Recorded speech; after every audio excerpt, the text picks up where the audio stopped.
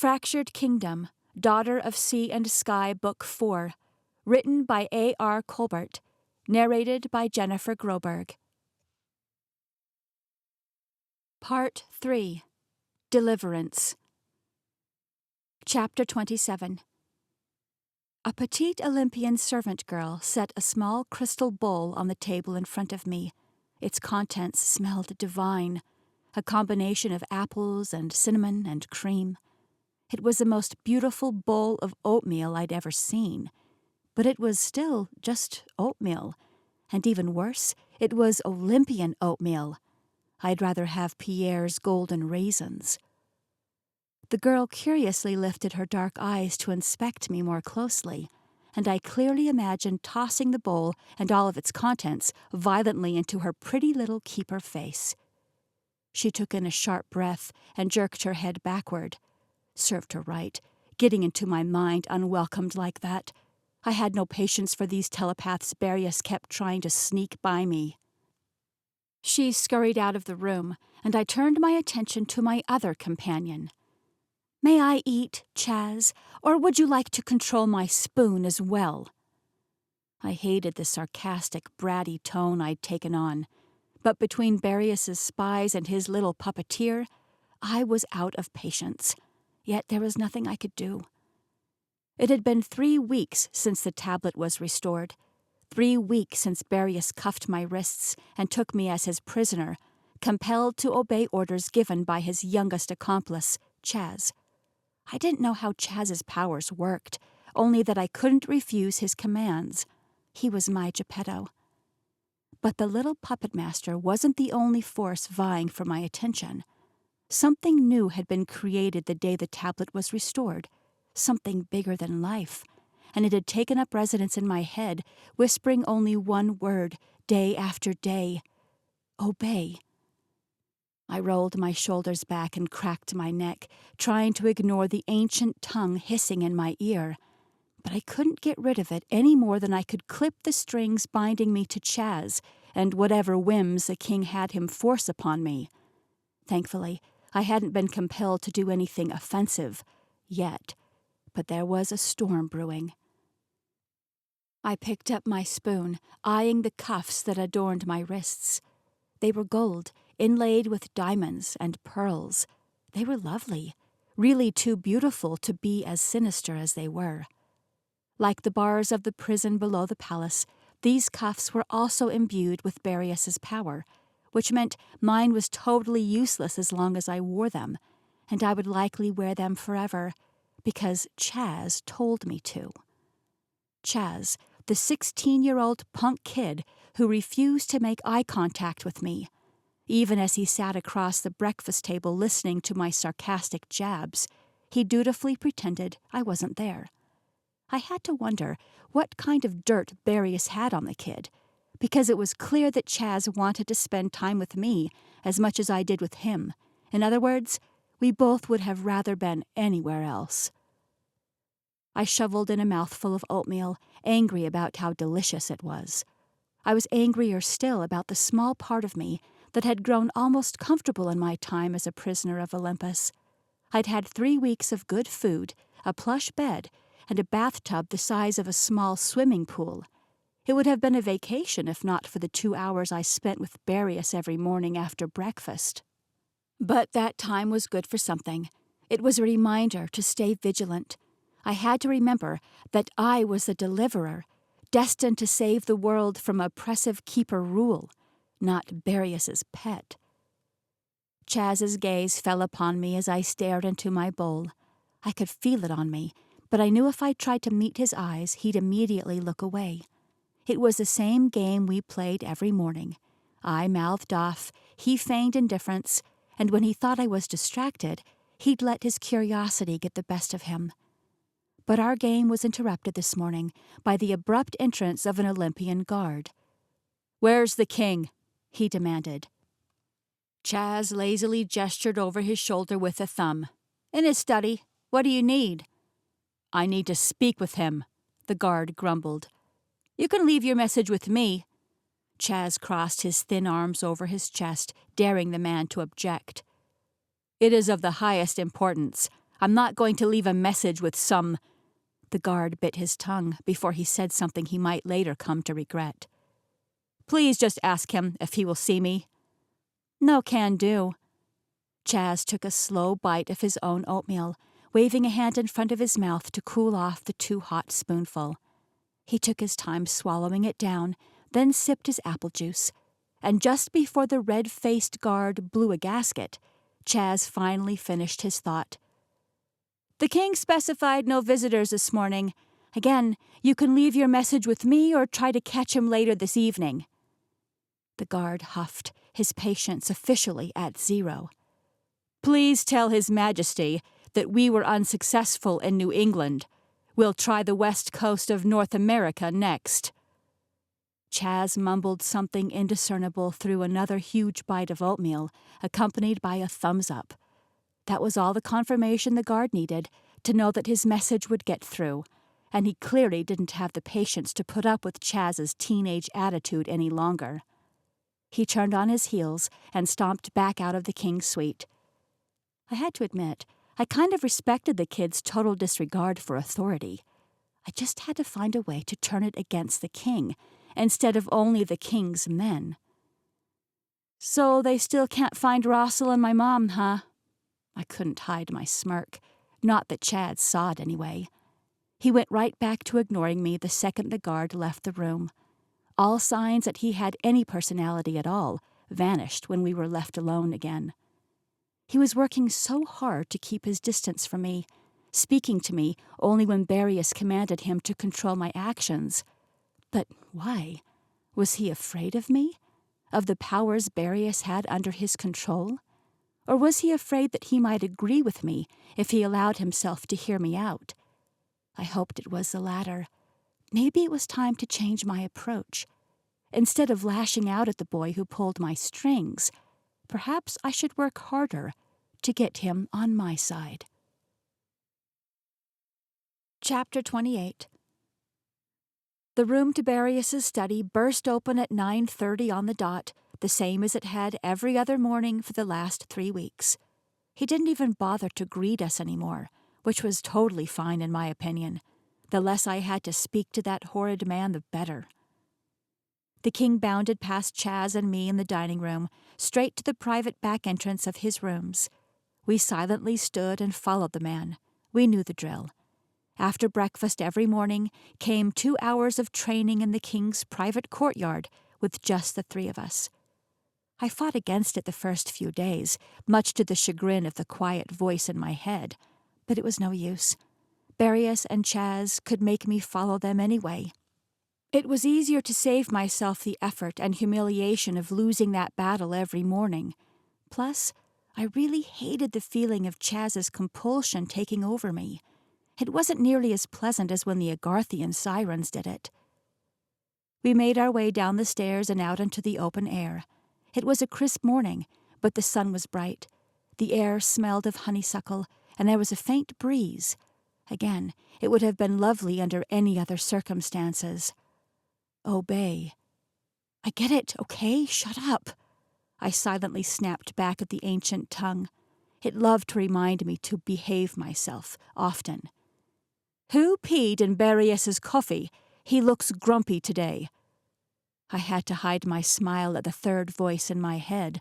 That was the other reason I'd quit fighting with the king about coming outside to train every day. This was the only time I was permitted to leave the king's rooms. Once Al discovered me here, these became my favorite 2 hours of the day. I only wished I could speak back to my favorite little owl without fear of being overheard by the king. I kept my eyes away from the wall where I knew he was perched. He kept to the shadows, out of sight. But even if Barius did notice him sitting up there, he wouldn't think anything of it. There were owls all over Olympus. It was how the Olympians communicated with their people on the Earth's surface. Al didn't usually say much, but I knew he was watching, listening, waiting. He mentioned one day that my aunt and friends were working on a plan to rescue me, but he didn't offer much in the way of details. And with Barius and Chaz around, I couldn't ask, but I wanted to, desperately. Nonetheless, Seeing his feathery silhouette morning after morning was one of the few things that kept my hope alive. They were going to save me, and once they did, I would destroy Barius. Though it was strange how I thirsted for revenge against Barius, rather than the young man who actually held the control over me. I glanced at him then, and found him squinting into the shadows where Al was perched. Chaz had noticed the owl on more than one occasion, but if he suspected that Al was with me, he didn't say anything. It wouldn't have surprised me if the kid knew a lot more than he was letting on. After all, he was always within a few feet of the king. He was all teenage angst and attitude on the outside, but I could see the keen intelligence glistening in his eyes. Maybe that's why he chose not to look directly at me. I might ruin his act. And I didn't want to ruin his act. Why? Well, I wasn't entirely sure I could explain why. I just knew that a boy that smart, with such a unique power, didn't have to be indebted to anyone. If it weren't for the protection of my blade, I might even fear him. Something told me there would come a day when Chaz would bow to Barius no more, and when that day came, I wanted him on my side. "Snap out of it, girl!" Al's astonishment cracked through my mind, and I looked up into the stern glare of King Barius. "Don't tell me you're going to pull this garbage again." The king's jowls looked extra droopy when he was angry. "You know I can force you if you won't act on your own, so I'll ask you one more time. Pick up the blade." I bit down on a sharp retort and obediently walked over to the small wooden table where my blade lay beside the fully restored tablet. The prophecy pulsed erratically as I approached, and I wanted to pick it up and cradle it, soothe it. It was mine, and I hated every second that we were apart. But I couldn't touch it.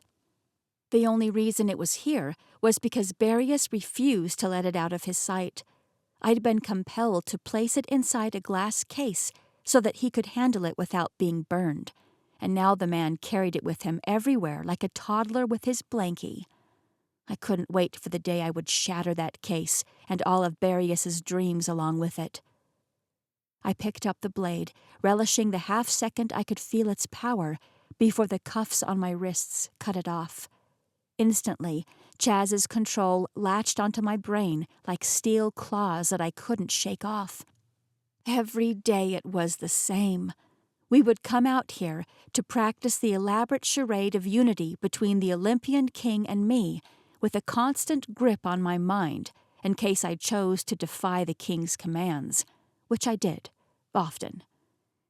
His plan was to use Chaz's control to wield my power, hoping the world would believe we worked together.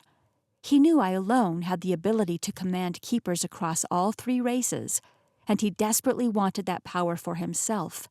Again, he was blinded by his greedy need for power, and I couldn't stand for it. Obey. The tablet's glow grew brighter at the silent command, and while I normally shrugged it off in annoyance, today I considered it. The prophecy was for me.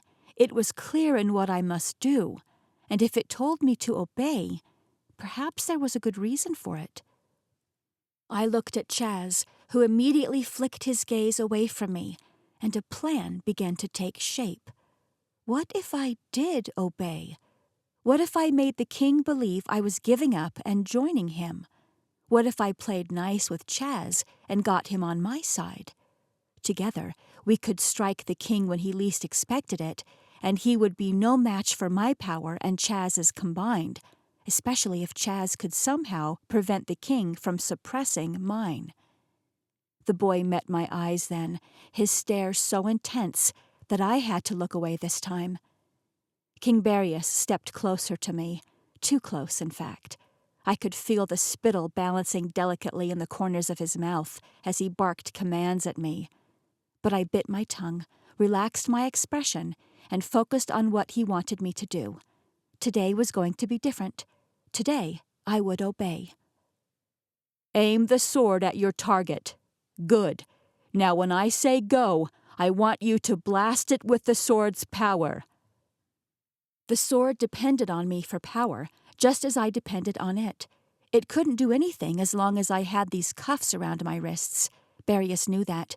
He just chose not to believe it.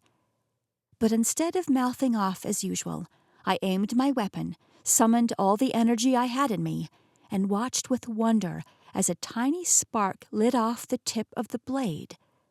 The king's jaw dropped. It worked! I knew we could get it to work if we just kept at it. Now do more. I'm not sure I can, Your Majesty. I forced his proper title through my teeth, because what I wanted to call him certainly wouldn't win me any points. It is my power that activates the blade. It won't work while my power is suppressed.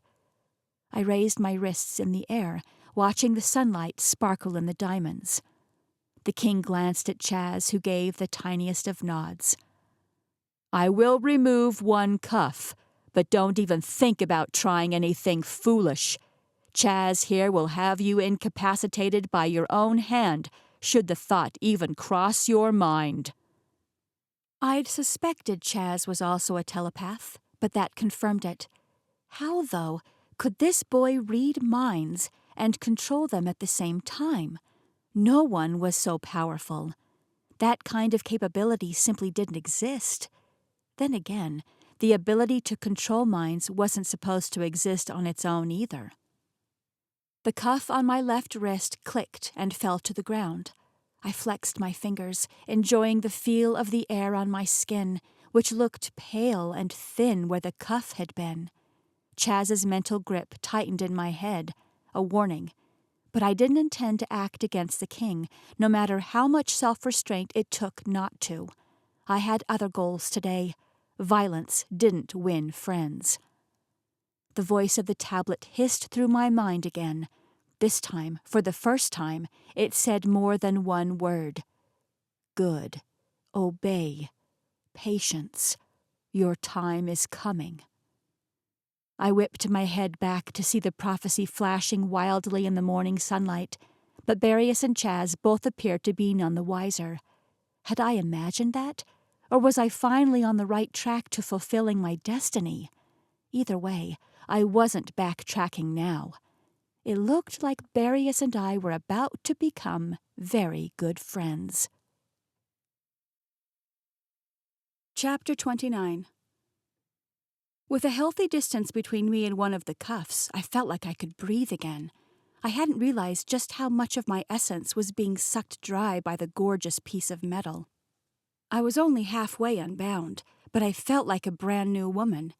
And to the king's great delight, I was able to summon quite a bit more power with my one free arm. He laughed and cheered, clapping his meaty hands together with every new step we took in the right direction. And I obeyed. Every command, every heartbreaking word he uttered about me joining his side, I accepted them. Fighting back was useless. But if I could gain his trust, or at least lead him to believe he was still in full control, perhaps I'd find an opportunity to strike. Our typical 2-hour training session stretched well into the afternoon that day. Barius couldn't get enough. He was drunk on power, my power, and giddy over the possibilities my obedience presented. A sweaty sheen glistened across Chaz's forehead, and my arm shook with fatigue when Barius finally called it quits for the day. I plastered a smile on my face, blinking innocently at the man, when all I really wanted to do was turn the blade on him and end his life with a single swipe of power. Obey. Al was gone when we finished our training. I wasn't sure how much of my act he'd seen, but I could only hope he knew my intentions. Surely he knew I could never team up with Barius. The king picked up the glass case containing the prophecy and tucked it under his arm, practically skipping back into the palace. Chaz and I followed more slowly, each of us drained from the strenuous work of the afternoon. Barius called for a messenger as soon as we reached his rooms. "It's time," he said to Chaz. "We'll continue practicing for another week or so, but I can't wait any longer. Are you prepared to move forward with our plan?" The furrow in Chaz's brow was almost imperceptible. Barius may not have noticed it, but it didn't get by me. "Yes," the boy said. "I'm ready." The messenger knocked timidly on the door, and the king ushered him in with great enthusiasm, shoving a scroll and a pen into the young man's hands. "Take notes," he ordered, then began listing a long series of actions the messenger was to take, plans for an event the king was planning. It would require the help of many different heads of the Olympian Council. "Let's make it a gala. We'll usher in the beginning of our new era in style. It will be a party so grand they won't be able to refuse the opportunity. I want it to be the biggest event of our time, bigger than the annual convention. Every keeper of every race should be in attendance. Do you hear me, boy?" The young man nodded, desperately jotting everything down as the king droned on. "Excellent." Barius clapped his hands together after naming 11 million more action steps. "Now scurry along. And as for you two," he turned back to face Chaz and me after the messenger left. "We've got 1 week to come up with the most dazzling speech and presentation these people have ever heard.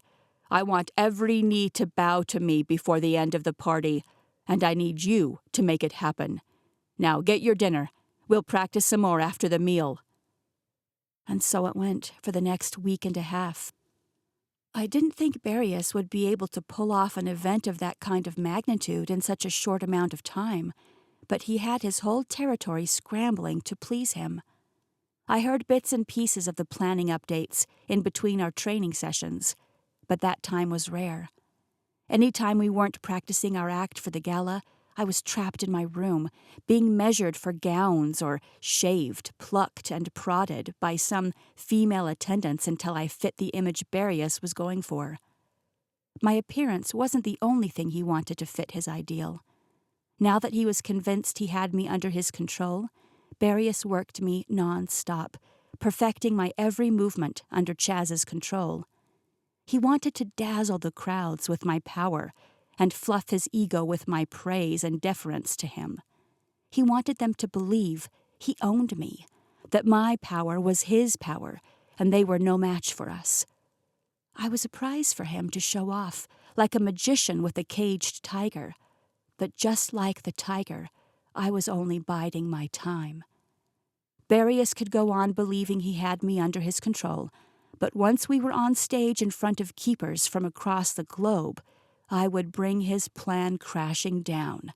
I was no one's pet, and I would never bow to the king of Olympus. I would bow to no man, ever.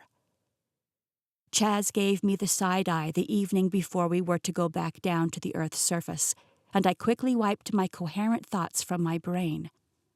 I'd gotten used to repeating my new mantra any time he was around. Obey, obey, obey. He probably thought I was some kind of deranged robot zombie, but I didn't care. I was just 1 day away from my freedom.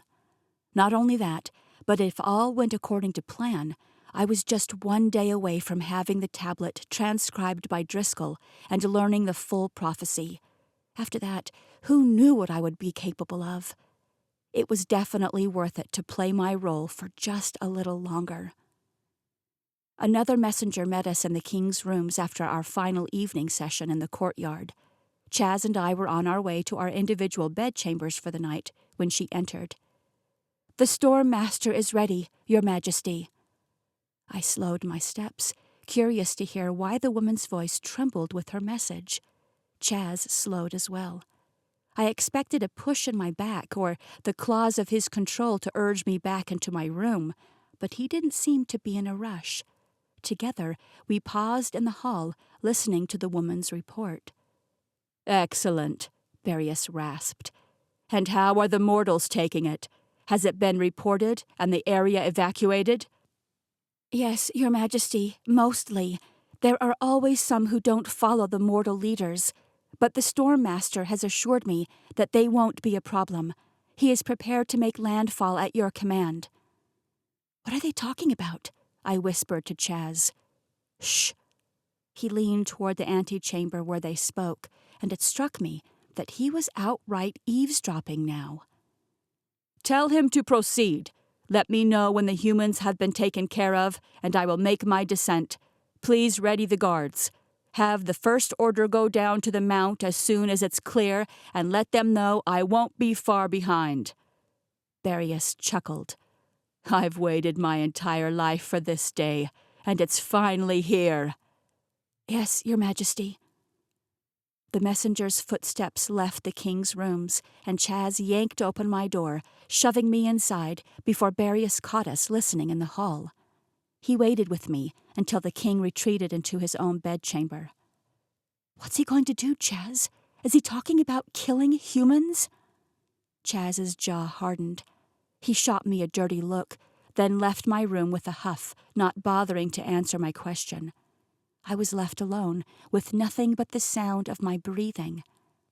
But my blood grew hot, my heartbeat pounding out the war song I'd kept suppressed for too long now. My left hand tingled with power, not even half of what I could do, but would it be enough? I channeled all of my energy into my free hand, and with all the power I could muster, I flung it at the cuff of my right hand. I had to get out of here. It bounced off in a blinding flash of light. My wrist burned as though I'd been branded by the metal, but the cuff remained firmly in place. It wasn't even singed.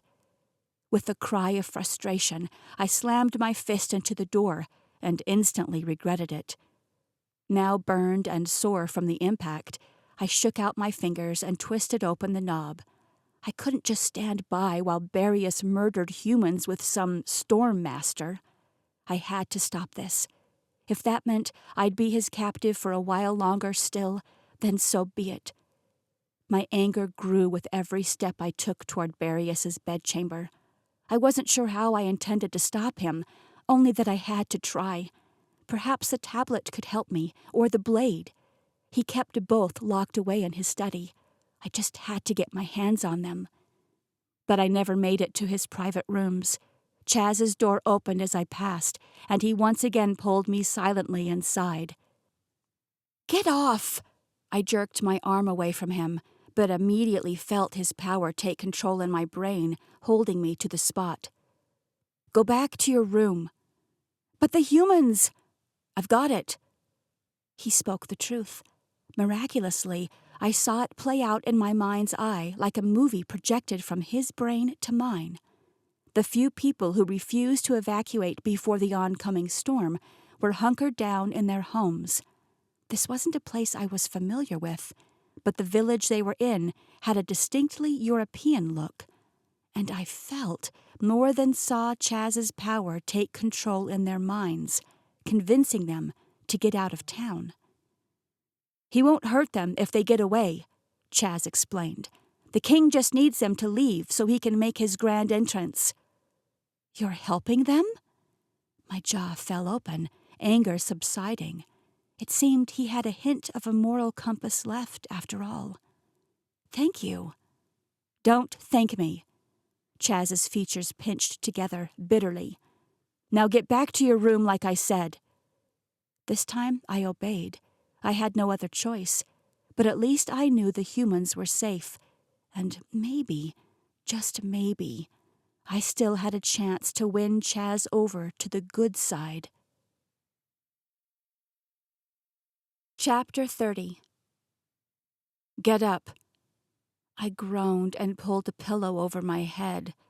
"Shh, you'll scare the dolphins." My voice was raspy in a half-sleep state. "I said, get up, now."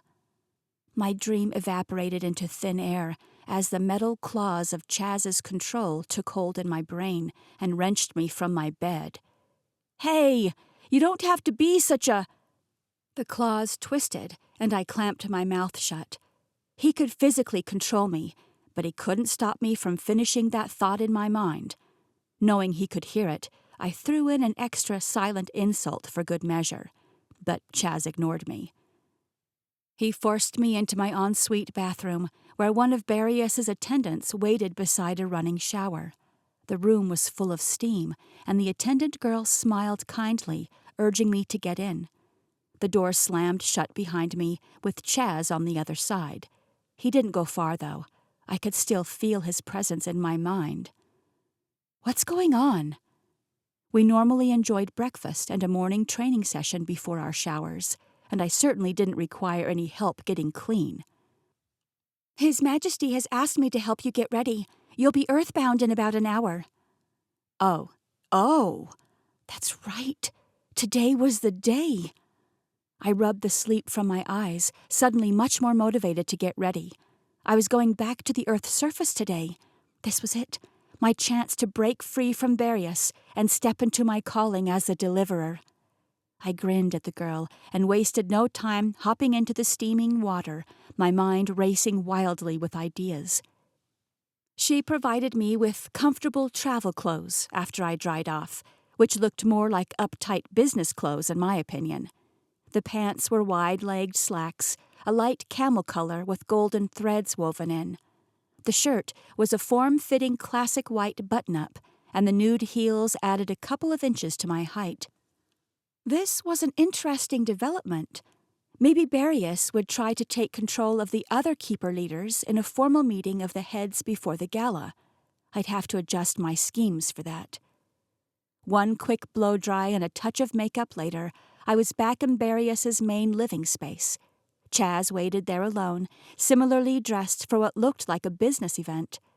I quickly tried to clear my mind of any thoughts relating to bringing Barius down, and joined him on the couch. "Where's the portal?" Chaz grit his teeth together. I didn't think he was going to answer me at first, so it took me by surprise when he finally spoke. "We're not using the portal." "No portal? How else are we supposed to get back?" The door to Barius's bedchamber opened before Chaz could answer, and the king's humming voice echoed down the hall until he joined us. He was followed by a pair of attendants who held the Fire Lake blade and the prophecy, both encased to prevent any accidents, in the air with their power. The grin on his face twisted my stomach. "Rise and follow me. It's time to make history." Twice as many guards as usual stood outside the entrance to the king's rooms. With them was another man, perhaps the oldest-looking keeper I'd ever seen.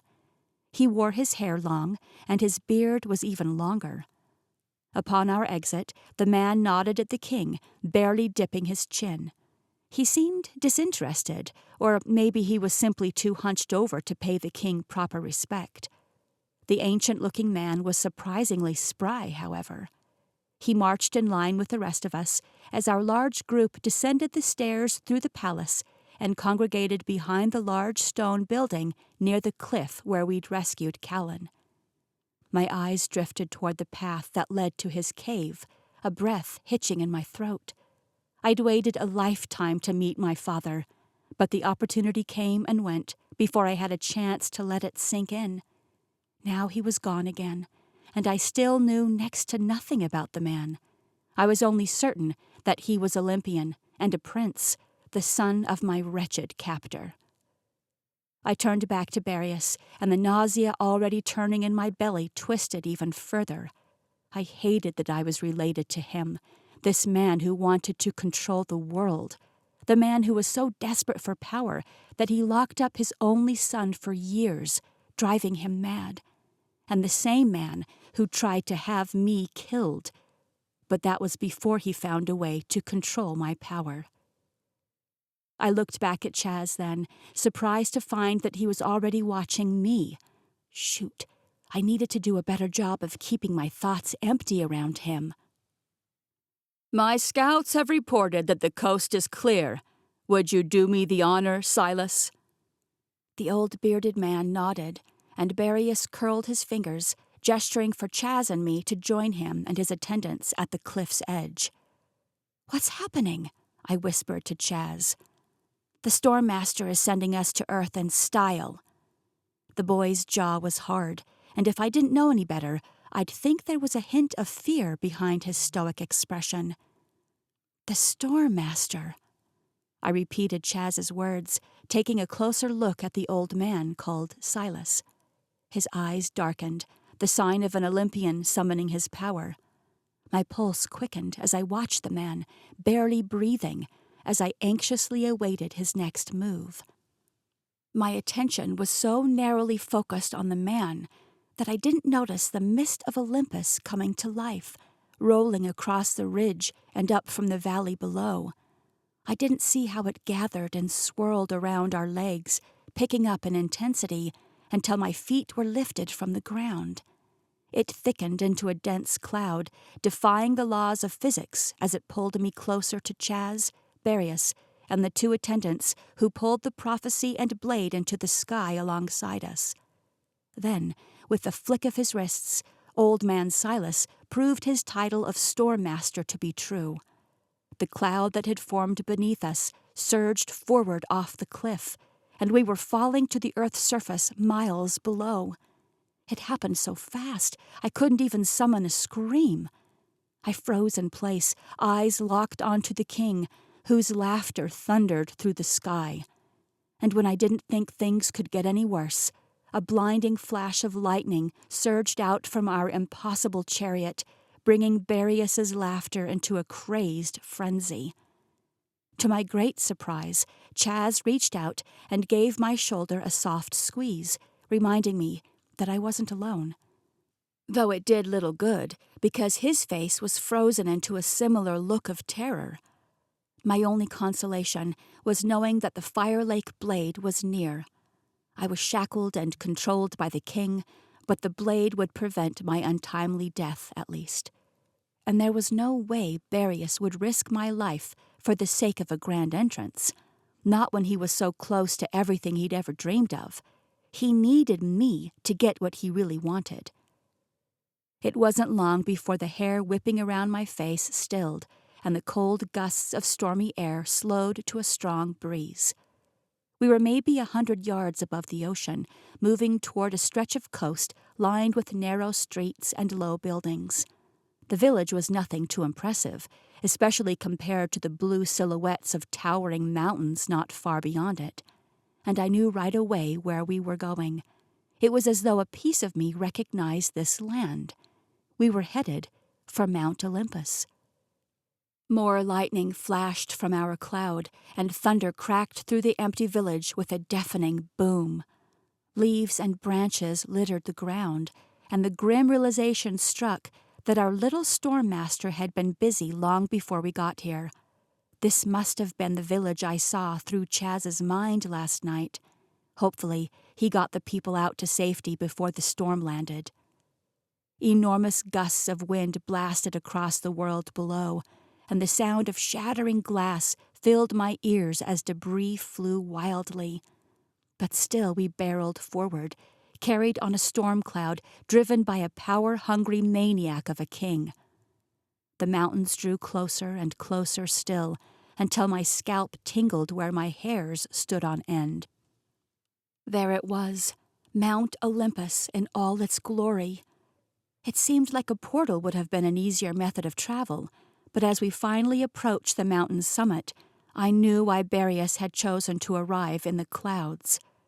Hundreds, no, thousands of keepers stood around the base of the mountain, all staring up with wide eyes and open mouths as we descended upon them. Some of the Olympians bowed. One man's voice carried through the air with shouts of, "Zeus!" And maybe that was it. Maybe Silas the Storm Master contained the soul of Zeus, with the power of lightning at his command. You'd think that would automatically put him in charge of the Olympians instead of Barius. But perhaps even the soul of Zeus was no match for the king's cunning and ability to repress others' power. None of that mattered now, though. Not as we landed gracefully atop the mountain, my shaky legs barely keeping me upright as the cloud dissipated back into mist. The attendants trembled beside me, arms wavering, as they held the cases containing my blade and the tablet suspended in the air. Even Chaz looked pretty shaken up. But Barius, though, he stood tall and led us toward a flat vertical expanse of stone at the top of the mountain. The views were incredible from this height. I could have stood there drinking in the sight for hours if I didn't have a king to destroy and a world to save. but duty called, and so I followed. The rock face shimmered as we approached. "After you," Barius grinned, and my stomach nodded. But it wouldn't be long now. I stepped through the shimmery surface and prepared to fulfill my destiny. Chapter 31. I don't know what I expected to see on the other side of the rock wall, but it certainly wasn't this. The business attire suddenly made more sense as I surveyed the sleek interior of a conference hall as nice as anyone might find in a New York City skyscraper. All that was missing were the windows. It was basically the opposite of what the inside of a mountain should look like. It smelled of plastic and office supplies, and harsh fluorescent lighting shone off of the slick tiled floors right alongside the reflections of hundreds of irritated keeper faces. Olympian guards stood in a line along the walls of both sides of the space. In the left half of the room was a group of Atlanteans, tall with red and brown hair and blue-green eyes. Maxwell, Gloriana, and Anastasia huddled at the center of their troop of Atlantean guards. Though her parents scowled in my direction, Anastasia looked more hurt than angry. It was a look of betrayal. I wanted to shake my head and tell her the truth. Hold on, it will all make sense soon. But Anastasia was the least of my worries. The right half of the room was filled with Agarthians, and noticeably absent from the group was their interim king. My heart dropped. Where was Tate? Was he okay? I scanned the crowd, searching for those familiar golden eyes, but I knew he wasn't here. There was no tingle, no tether joining our hearts together, no Tate. "Welcome to the summit of the mount." Barius spread his arms, chest puffed out with bravado, as he grinned at the crowd before him. "Thank you all for joining me on such short notice. This gala shall be one for the history books. But before it begins, let us convene in the main conference room. We have much to discuss before the crowds arrive." The Olympian guards surrounded Barius as he moved deeper into the space. My blade and the prophecy still hovered in the air behind him, held by the power of his attendants, but there were several additional guards surrounding them now. I suspected he wanted to show them off to the Atlanteans and Agarthians, but he was still afraid of losing the precious objects, and rightfully so. There was never a bigger target on anyone's back, but I knew they would be safe. After all, the only person who could touch them and live to tell about it was me. I stepped in line to follow the king, but Chaz cut me off.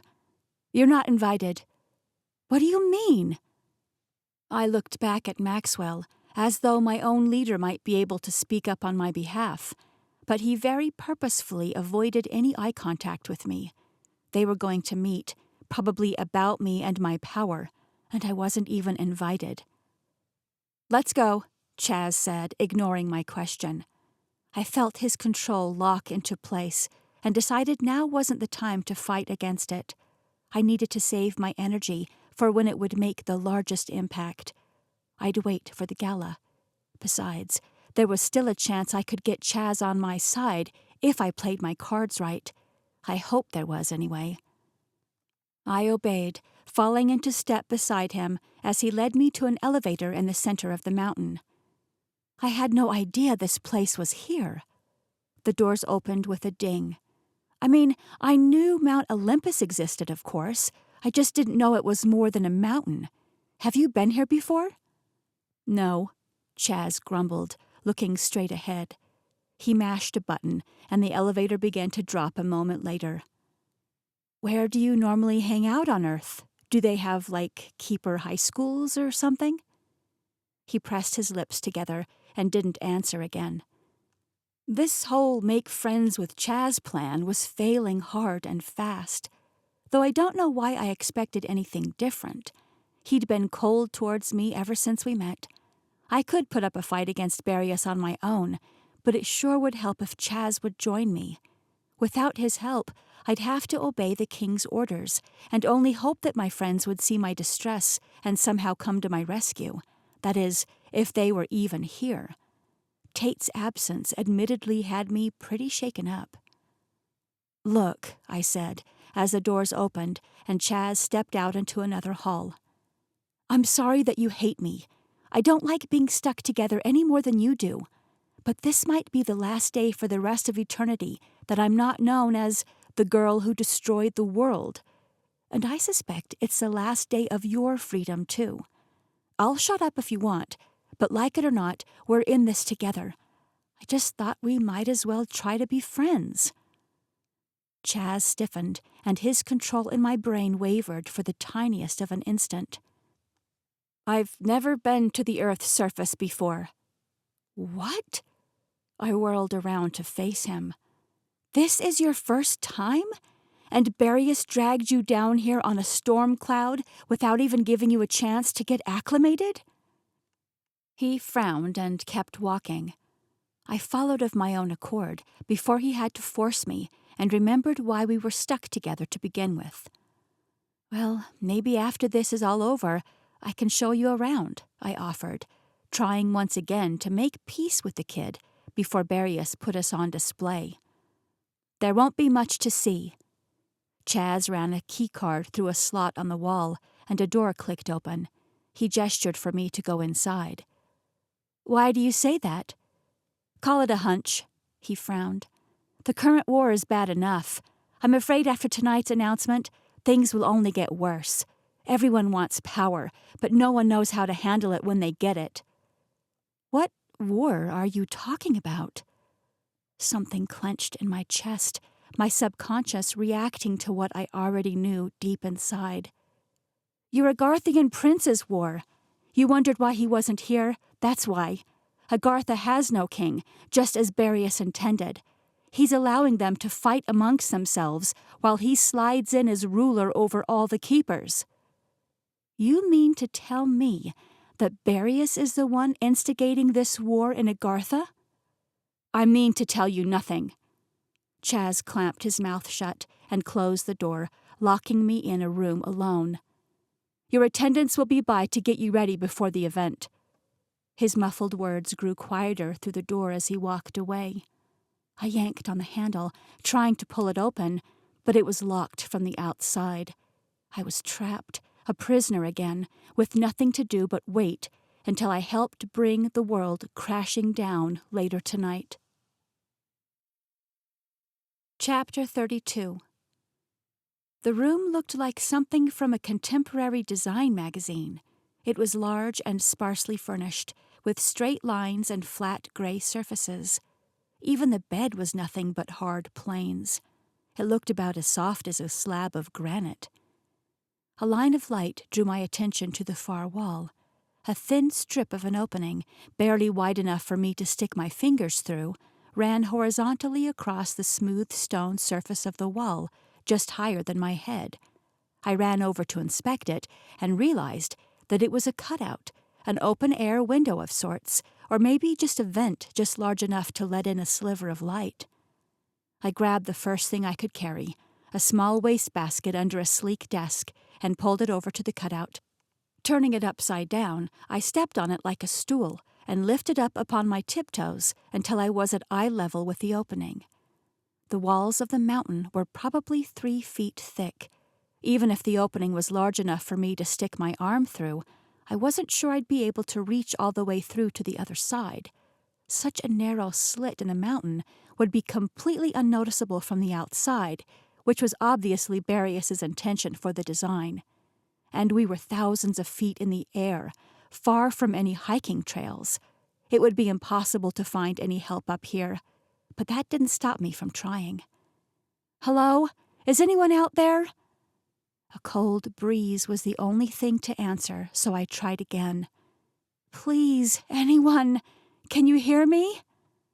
"Everly?" I squinted, shifting back and forth on my feet to try and get a better view. Was my desperation playing tricks on me, or was that Al? I was almost afraid to say his name out loud, afraid to hope for the impossible, but a flutter of white feathers confirmed it was him a moment later. "Al!" "Quiet, or someone will hear you. I swear, in the thousands of years I've known you, you have never been good at keeping quiet. It's like you were created without the ability to be stealthy." "Okay, I get your point. I'll keep quiet," I whisper-yelled through the slit. "Now can you get me out of here?" He flapped his wings at varying speeds, dropping enough to peer inside the cutout before lifting up again so that all I could see were his cute little owl feet. "I don't see a way." His feet disappeared. I waited just a minute, expecting him to come back, and when he didn't return, panic surged up into my throat hot and fast. "Al? Al!" "Shh, my goodness, you are loud. I was just searching the rocks out here to find a way in." "Well, what did you find?" "Nothing." Ugh. I kicked the wall out of frustration and nearly sent my trash can step stool toppling over. Quickly readjusting to peek out of the crack again, I spotted Al perched on a piece of rock jutting out from the side of the mountain. He looked tired. "How did you find me? Did you fly all the way here from New York?" "Of course not. I'm an owl, not a passenger jet. Devon brought me when we received Barrius's invitation." "Devon!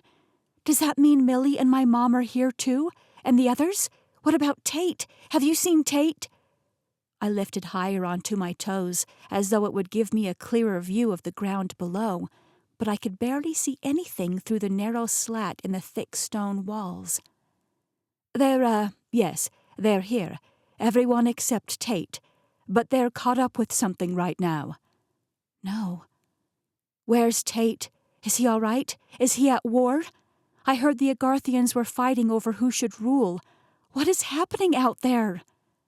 I had so many questions, and Al just wasn't talking fast enough. I had to get out of this place. He shifted on his feet and turned his head in a very owl-like fashion to peer down at something near the base of the mountain.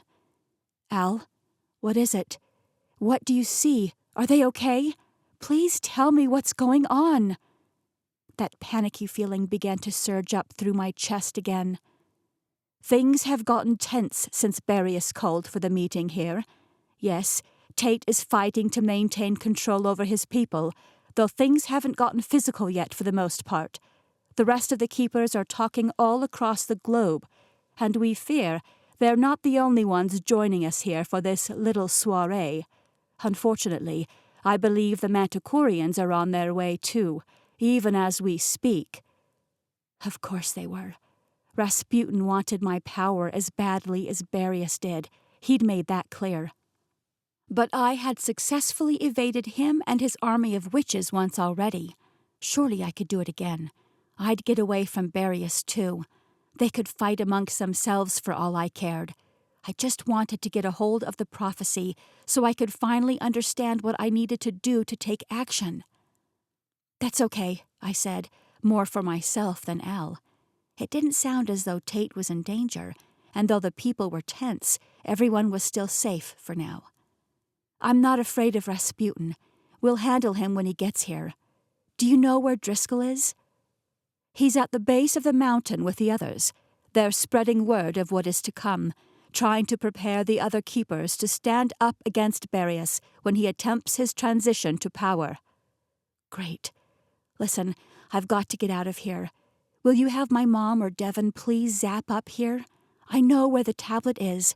Barrius has it, and my blade too. But if we can just get them and have Driscoll interpret the full prophecy for me, I know I'll be able to put a stop to this.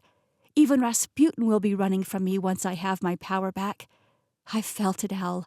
It's impossible to describe how much power lies within that tablet." "I believe you. But it's also impossible for anyone to teleport themselves into your room. The wards surrounding you are thicker than the stone walls." "There's got to be a way." "I'm sorry, but there's not." I pounded the wall with a fist, frustrated again that I couldn't find a way out of this. "We'll have to wait for the gala then. Please let my mom and the others know, no matter what they see me do in there, I'm on their side. We're gonna get through this. We have to. And Al, Yeah? please find Tate. I'm gonna need him here. I'll do my best. With a flutter of white wings, Al was gone. Chapter 33. I spent the next hour trying everything within my power to break off the remaining cuff on my wrist. I rubbed it on the corners of the furniture, bashed it against the stone walls, and even called upon the soul of Athena to help me destroy it. But Boreas's block on my power was too much. Athena was asleep, and I was trapped. Every step I took, pacing back and forth in my large, empty room, took me one notch closer to insanity. I was losing my mind, thinking of Tate and the others working so hard to stop Boreas from taking control. And meanwhile, I just waited patiently, playing along like a good little girl, and waiting for them to force me to betray our people. And all for what? Did I really think I would be able to resist his control once he had me on stage at the gala? I couldn't even get the stupid cuff off of my wrist. Chaz was nowhere close to joining me and taking Boreas down, and there was literally no way for me to resist the control he enacted in my head. He could make me do anything at all, and I was powerless to stop him. Completely lost in my thoughts and despair, I hardly noticed the faint knock on my door until it opened with a whir and a click, and 3 Olympian attendants stepped inside. One carried a long garment bag, one dragged a suitcase on wheels, and the third held a pair of throwing knives. Delightful. "It's time to get you ready for the big event," one of the girls smiled, while the others got to work laying out cosmetics and hair irons across the desk in my room. She hung the garment bag on the door frame and unzipped it. I began to object until I saw what hung inside that bag. It was a gown, resplendent in glittering gold. I knew that gown. I'd seen it before, painted in glorious detail on a portrait of myself in Rossel's gallery. Deliverance. Chill bumps dotted my arms, and my heart skipped a beat. This was the night Rossel saw in his vision, the night everything would change. No pressure. Biting down on my objection, I decided to go back to my original plan.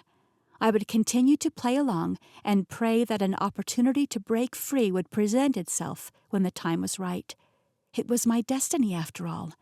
I was so close now. I sat quietly as the attendants did my hair and makeup, never once asking to see the mirror. I knew how I would look. I had already seen the finished product in Rossel's painting. Surely the king had as well. Did he know the dress they'd picked out for me tonight? Had he done it intentionally, believing he was part of the plan all along? Perhaps he was. I knew I wouldn't have much choice in the matter either way. The deliverer didn't get to choose her own destiny.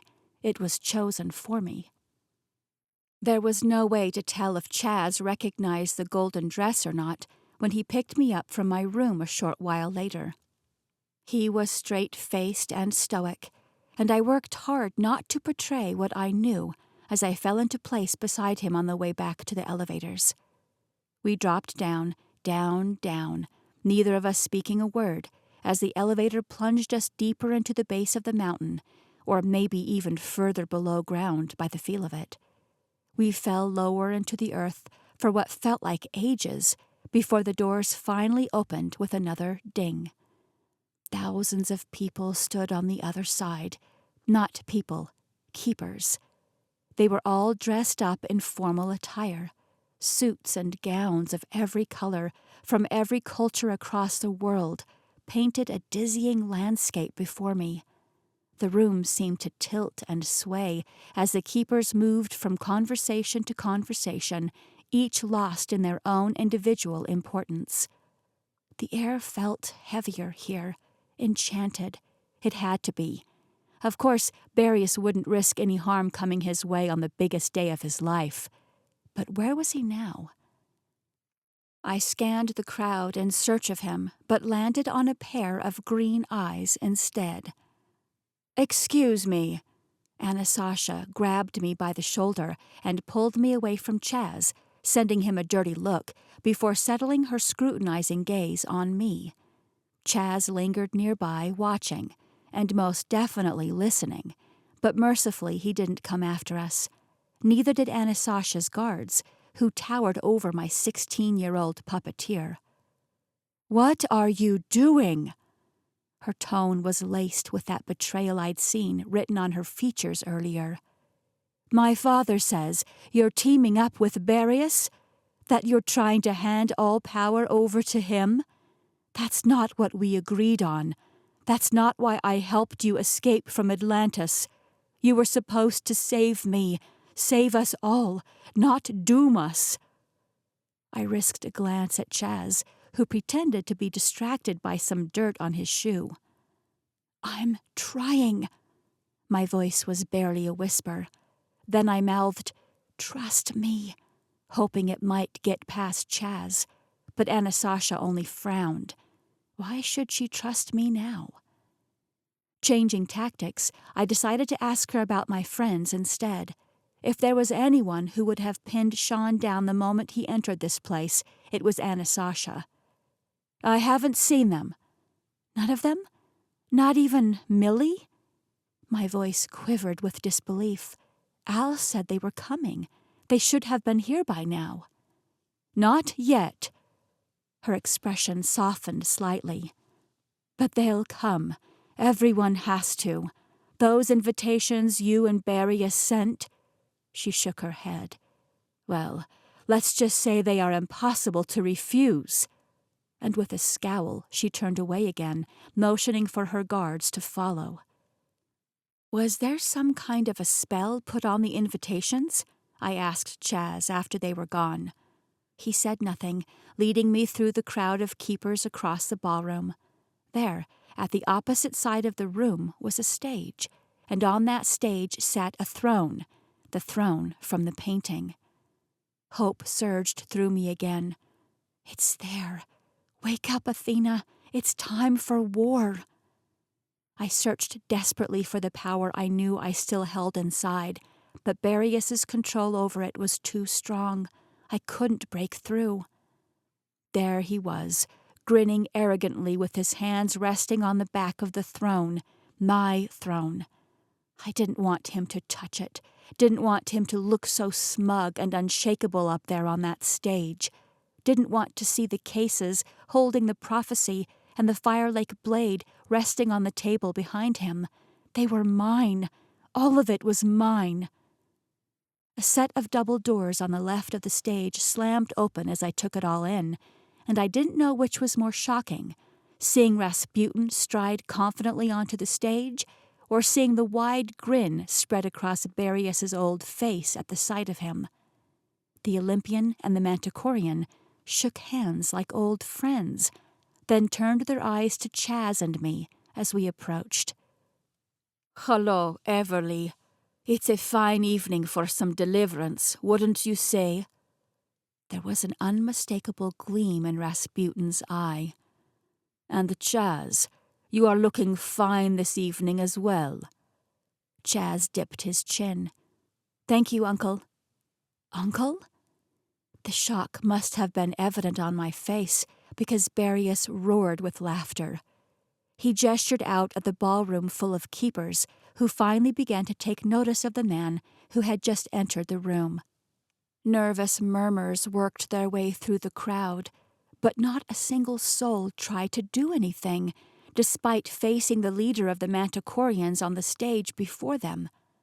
The king spread his arms wide. "Shall we begin?" Chapter 34. Chaz found a shadow along the wall next to the stage to hide himself in, but I wasn't so lucky. I watched my feet take a step toward Barius, then another. I tried to open my mouth, but my lips were sealed shut, replaced with a forced smile. My arm reached up to give a small wave to the nervous crowd, and I hated Chaz in that moment. I hated him for making me appear so human. I hated him for his relationship with Rasputin. I hated him for fooling me into believing he still had a modicum of kindness in his soul, when he so clearly planned on helping Barius take over the world all along. And I hated him for controlling my every movement so precisely that I couldn't even turn to give him a glare. Every eye was on me as I took my place between Barius and Rasputin, grinning like a fool. Inside, I was screaming. My skin crawled in their presence. They were cruel, disgusting old men, and I wanted nothing more than to break open the case that contained my blade and end them here and now. But I couldn't. I could do nothing but play their game. Obey. Even the ancient words of the prophecy whispering through my brain felt like a betrayal. I didn't understand any of this, and I would not obey, not if I could help it. I struggled against the invisible chain locked around my free will and the cuffs binding my power, but it was no use. The words Barius used to address the crowd hardly registered in my mind until I heard a name that was one step too close to the people I held dear. Titus, king of Agartha, accepted the new order immediately.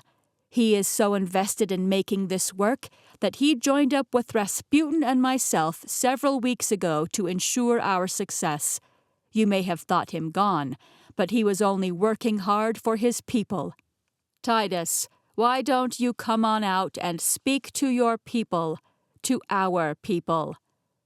Chaz allowed me to look at the doors to the side of the stage where Rasputin had entered earlier. They opened again to reveal Tate, and a collective gasp filled the room. My heart thundered raucously against my ribs at the sight of my beloved. But no, this wasn't Tate.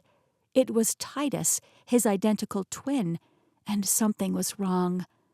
Titus's eyes were glazed over and almost vacant behind the smile plastered across his face. Titus moved to the front of the stage and began to speak some dribble that was obviously written by Barius. It was so rehearsed, so robotic in nature, that I wondered how anyone in the crowd could possibly buy into this load of garbage. Cutting a look over to Chaz, I realized that I wasn't his only puppet. His eyes were focused on Titus, mouth moving ever so slightly with the words he was forcing Titus to speak. His words were bone-chilling. He was essentially handing the keys of Agartha directly into Barius's hands, citing the prophecy as his motivation. They'd twisted a tale of power so great that no one could stand up to it, and my blood curdled at the looks of the keepers as they twisted their faces in horror at me. I was an abomination, a beast. I wasn't here to deliver them. I was here to enslave them under the rule of Barius. A new era, a new order. No matter how they phrased it, the people knew this was the beginning of the end, and it was all my fault. Obey. But why? Why would I obey this? This was against everything I'd believed all along. So now we have the Manticorians. Barius gestured toward Rasputin. We have the Agarthians, and we have the most powerful Atlantean, known better as the Deliverer, all joined together with me and the Olympians. The time has come, my good men and women, to unite under one accord. And it is with great honor that I accept the role of imperial leader over all the keepers and above all of mankind. The crowd had been quiet until now. They were willing to hear Barius out until he propped himself up as the leader of them all. Now the Atlanteans especially began to bristle. Heads shook and murmurs rose until one brave soul called out, "Why should we believe you? This girl looks like nothing special. I bet you just placed some kind of an illusion on her aura to make it appear white." "Yeah," another man yelled. "The Deliverer is a myth. There is no prophecy." Shouts of agreement rang out around him, But Barius only smiled. This was the moment he'd been waiting for. This was his chance to parade me in front of them all like a cheap party trick. "Come." Barius wiggled his fingers, and my traitorous feet stepped forward. Taking my hand in his, Barius raised our arms and swept his free hand in front of me like I was some overpriced piece of jewelry displayed on the Home Shopping Network. "I have proof, and I will show you under one condition.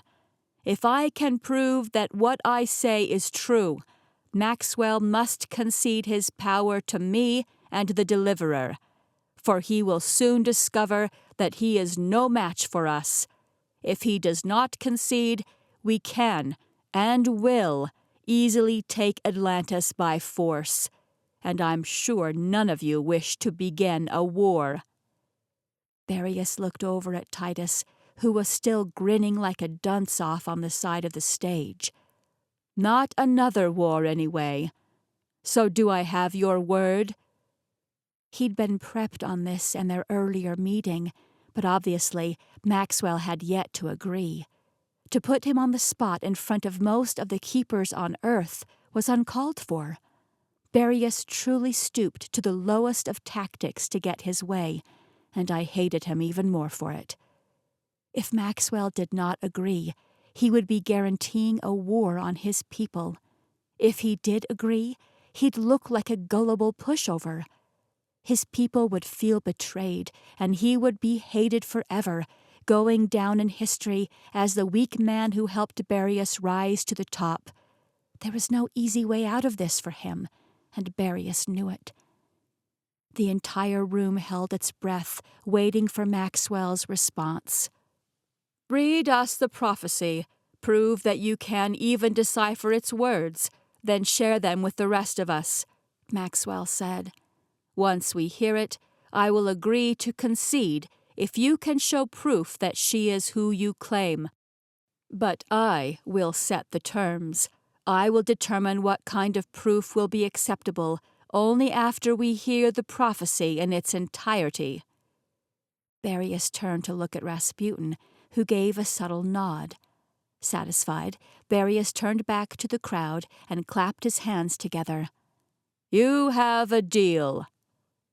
Rasputin's menacing chuckle made my hair stand on end as he moved back to the table with my precious artifacts. The brick of dread in my belly grew even heavier when he called me over to join him. I resisted, or I tried to resist, but my feet moved forward.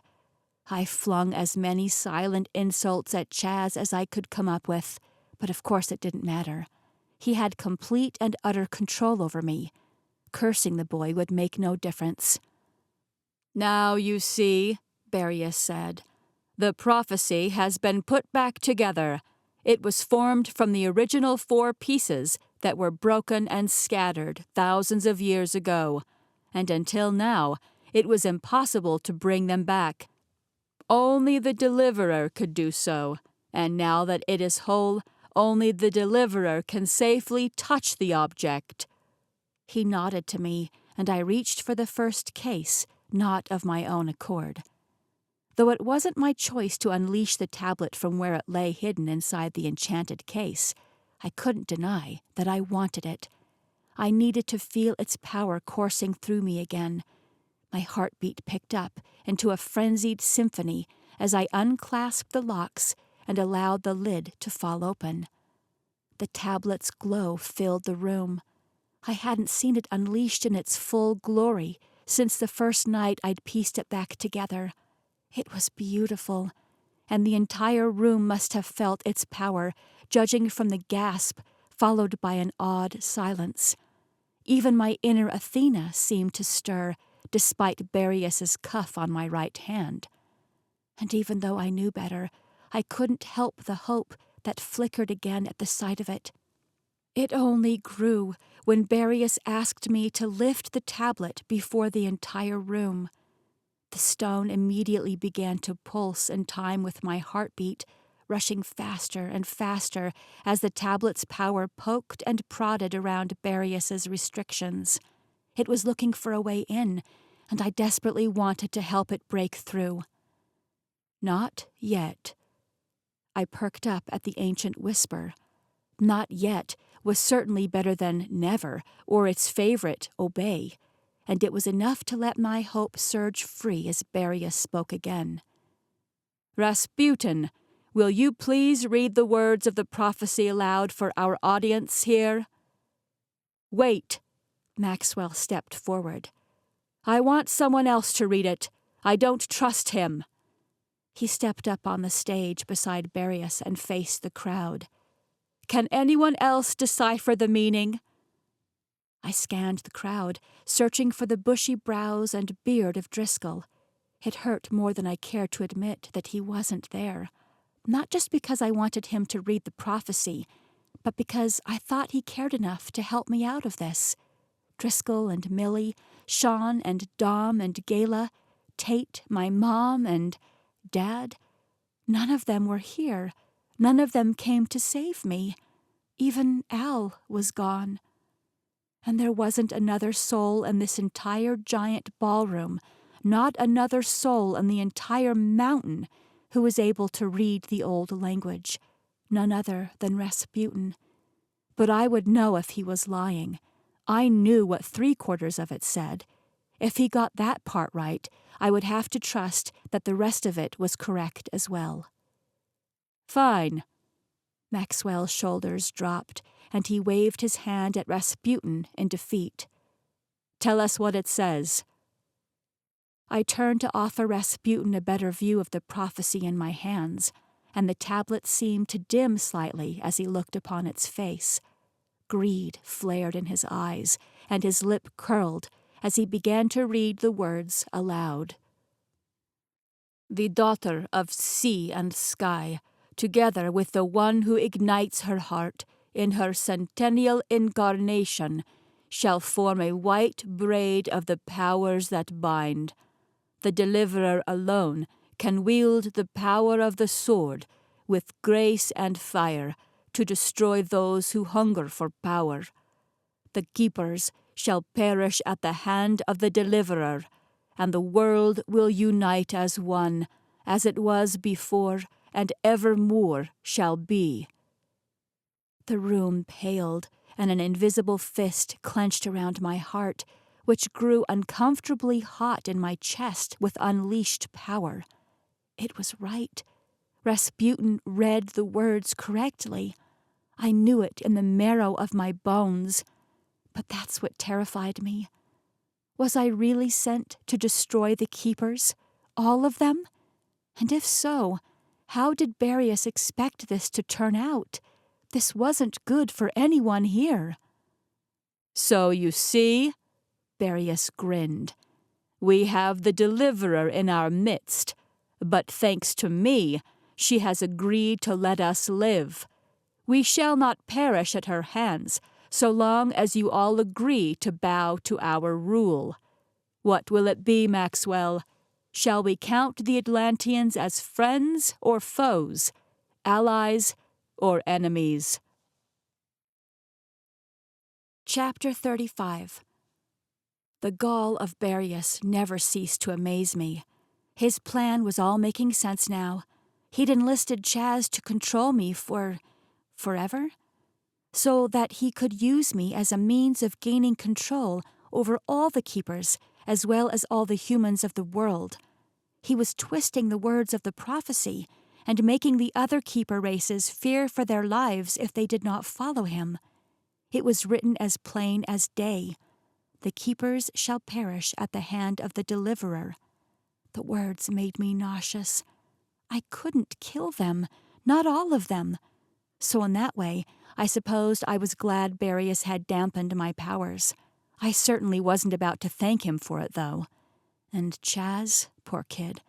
I didn't like him, but that didn't mean I thought he should have to devote his next 1,000 years to keeping me under control. He was as much a slave as I was. We still need to see proof that this girl is the deliverer. Maxwell didn't make eye contact with me.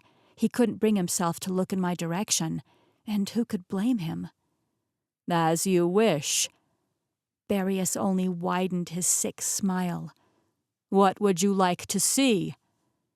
Maxwell's brows furrowed as he considered the request. "The prophecy, assuming that it is the real prophecy, says, 'The deliverer alone can wield the power of the sword, but I see no sword.'" "Ah." Barius raised one finger in the air, triumphant that Maxwell was still unwillingly playing right into his hand. "Allow me to show you the Fire Lake blade." Again, the entire crowd gasped. Chaz's grip on my mind tightened, and I carefully placed the tablet back into its case, then reached for the blade's case beside it.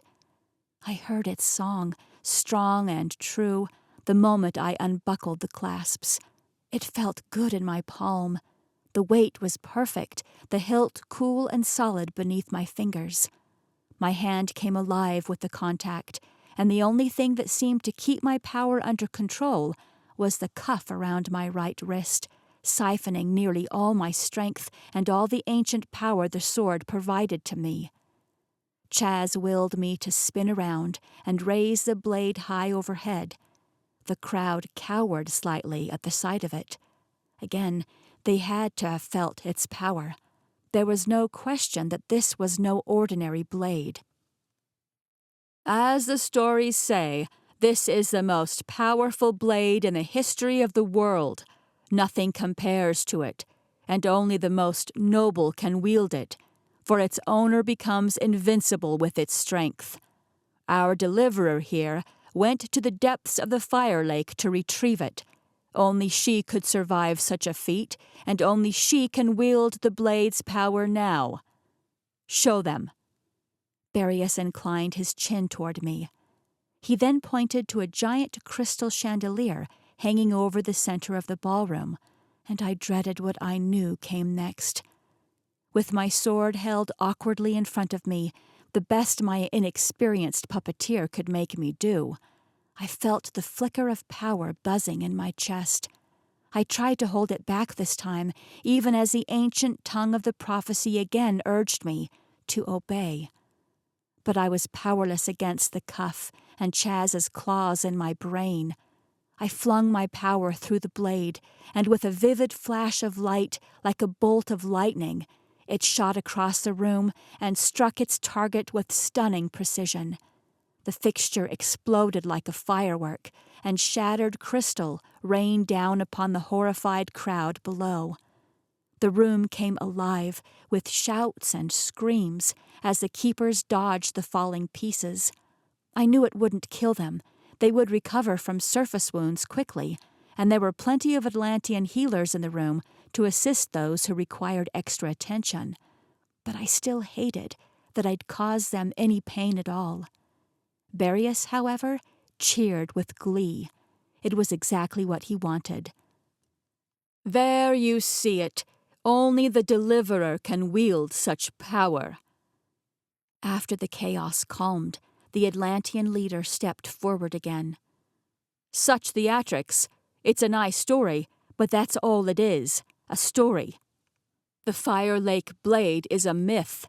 You cannot prove to me that this is it with your flashing lights and explosions." Maxwell's skin was growing increasingly red and blotchy, like a rash creeping up from the collar of his shirt. "Try to take the blade and see for yourself," Barius smirked. "No one else can so much as lay a finger on it.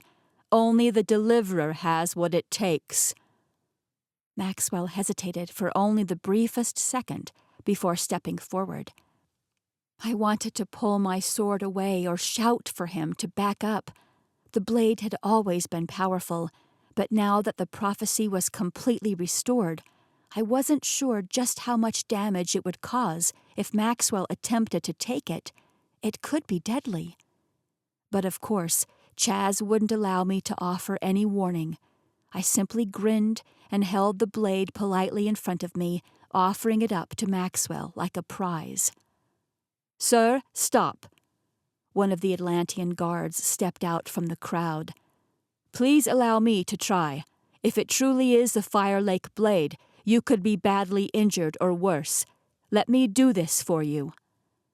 I could feel the pain in Maxwell's expression as he considered the guard's offer, but at last he relented. "Thank you, Bourdreau."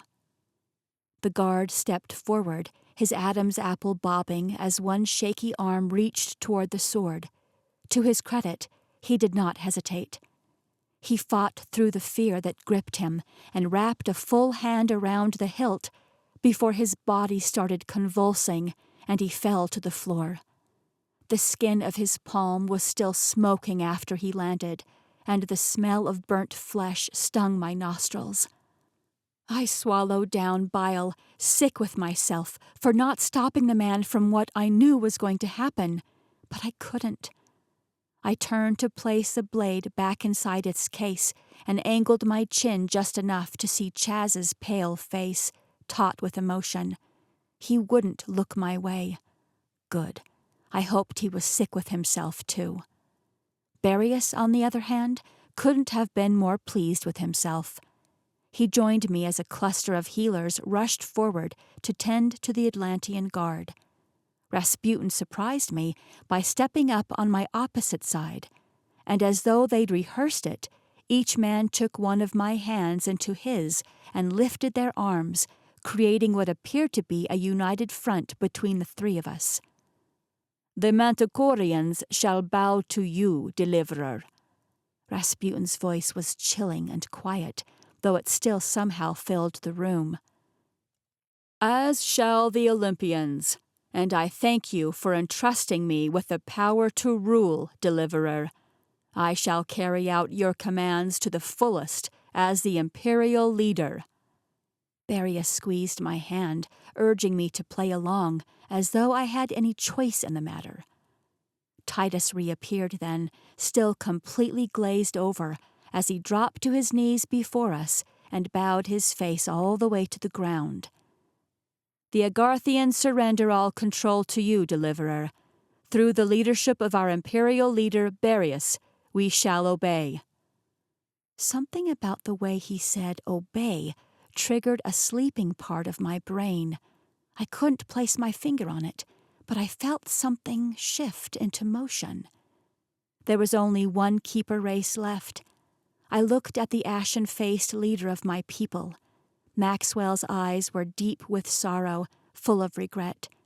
He inhaled and opened his mouth to speak, but the doors at the back of the ballroom slammed open before he had a chance to get a single word out. Osborne entered the room, glowing with hellfire, as two Agarthian elementals stood on either side of him, covered in flames.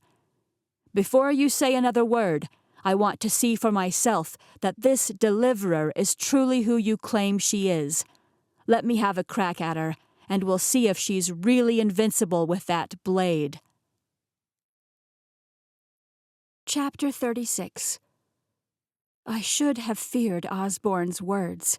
He'd essentially told the entire room that he was going to try to kill me, and the Firelake blade would protect me in theory. But could I really sustain myself without full access to its power? There wasn't a chance Barius was going to release my cuff and let me off my leash. So yeah, I should have been terrified. But I wasn't. Because the instant the doors flew open, I felt it. A tingle started in my toes and quickly spread, faster than the flames that engulfed Osborne's guards. My body came alive with an electric sensation, and the invisible string tied to my heart was pulled tight. Tate was here. I couldn't see him, but I knew it was true as much as I knew I needed oxygen to breathe. And I didn't fear Osborne, because I knew that if he really did have bad intentions for me, Tate would have destroyed him before he ever got this far. Plus, Osborne didn't have the same venom in his tone that he usually reserved for me, and the fire reflecting in his eyes wasn't focused on the stage at all. He was looking at Titus. "We've done our part. What more proof do you need?" Barius did little to hide his rising irritation. "She is the Deliverer. You can try to best her, but your life will be lost as a result. Is that a risk you are willing to take?" "Yes." Osborne took a step forward. Foolish man. Barrios shook his head, but to my surprise, he stepped aside, opening me up to whatever attacks Osborne threw my way. The Agarthians moved closer, and the flames dancing across the skin of the guards grew brighter and hotter with every step. I'd never seen anything like it. I knew they existed, but the only elemental Agarthian I'd ever seen use her power was the girl with the wind back at Columbia. And if I thought her wind was scary, these fire-wielders were in a whole different ballgame. Every eye in the room was trained on them. Even Chaz watched them closely, hopefully so that he could help me dodge or block their attacks and stay alive. She needs the blade, Rasputin said. Give her a moment to retrieve it before taking aim. Osborne nodded his agreement, and I went back to the table. The Agarthians took turns tossing fireballs back and forth between them, like they were playing a game of catch. The keepers watched them on pins and needles, just praying one of the balls wouldn't drop. It wasn't until I turned my back on the crowd to get the blade that I noticed the doors to the side of the stage were cracked open. My heart jolted in my chest. Tate? It had to be him. I glanced quickly at Chaz, who was already trained on the doors. I didn't know if he'd read my thoughts or the thoughts of whoever stood in the hall beyond, but I wouldn't let him hurt Tate. Chaz turned to me then, with the strangest look on his face. He gave a subtle shake of his head and looked back at the Agarthians with the fireballs in the ballroom. The door cracked open even further, and to my surprise, it was my mother's face I saw. She grinned before pulling herself back into the darkness on the other side. Then Tate appeared. I froze, unable to breathe. All I could hear was the rushing sound of my own blood pumping through my ears. I was overjoyed, but also horrified. What would Barrios do to Tate when he caught him here? Or worse, what would Chaz have me do to him? He put a single finger up to his lips. Then he, too, disappeared back into the darkness. My heart was still thundering in my chest as I stood in shock, completely forgetting what I'd been doing before I saw his face. But Chaz's claws dug into my brain, moving my hand toward the Fire Lake blade, then spinning me around to face the crowd.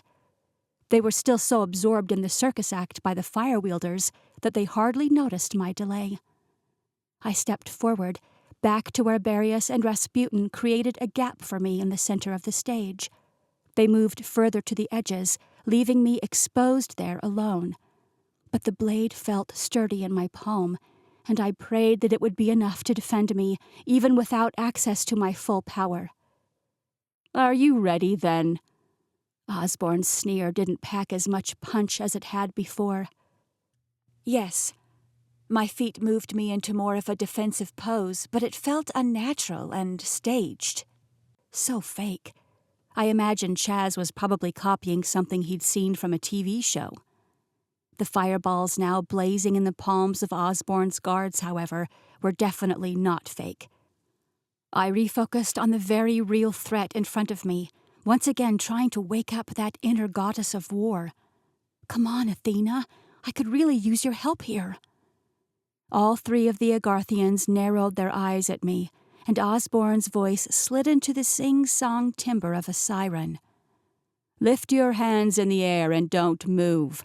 This will only hurt a little. Obey. I did as he said, but not because his glamour worked its magic on me. On the contrary, I felt none of Osborne's power at all. I did it because somewhere in my soul I knew the tablet's words were important. I had to obey. Just at the edge of my periphery, I saw movement from Barrios and Rasputin. They lifted their arms into the air, and Osborne's fire boys each turned to face the men. Osborne still watched me, but there was no malice in his expression. He gave a quick jerk of a nod, and the audience gasped, refocusing their attention behind me. What is the meaning of this? Barrios shouted. He dropped his hands, using his own power to squelch the glamour Osborne had placed in his mind. The Agarthian guards launched their fireballs then, but Rasputin was able to erect some kind of shield to block them before they hit their targets. Seize them! The king and his men rushed forward to Osborne. I stood there dumbly, watching in a stunned silence, until a firm hand on my shoulder grabbed my attention. I whipped around and finally saw what had shocked the crowd a moment before. My mom grinned, tears glazing her lashes. Behind her stood Callan, Russell, and Millie, but there was no sign of Tate. Chapter 37. We'll have to run. I can't teleport you. My mother moved urgently toward the doors. I started to follow, but Chaz and his stupid brain claws stopped me in my tracks. I turned to glare at him, but he was already walking this way. His jaw hung slightly askew as he looked past me, past my mom and Russell, straight at Callan. My father smiled at the boy. Hey, Chaz.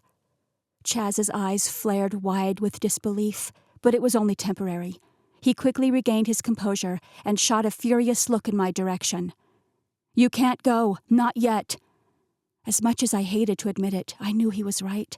I couldn't leave with Titus and the other keepers still in danger. You! Barius snarled and pointed his thick finger at Russell. Osborne and the guards had been apprehended, and he'd only just now realized that another crowd had joined us via teleportation behind his back.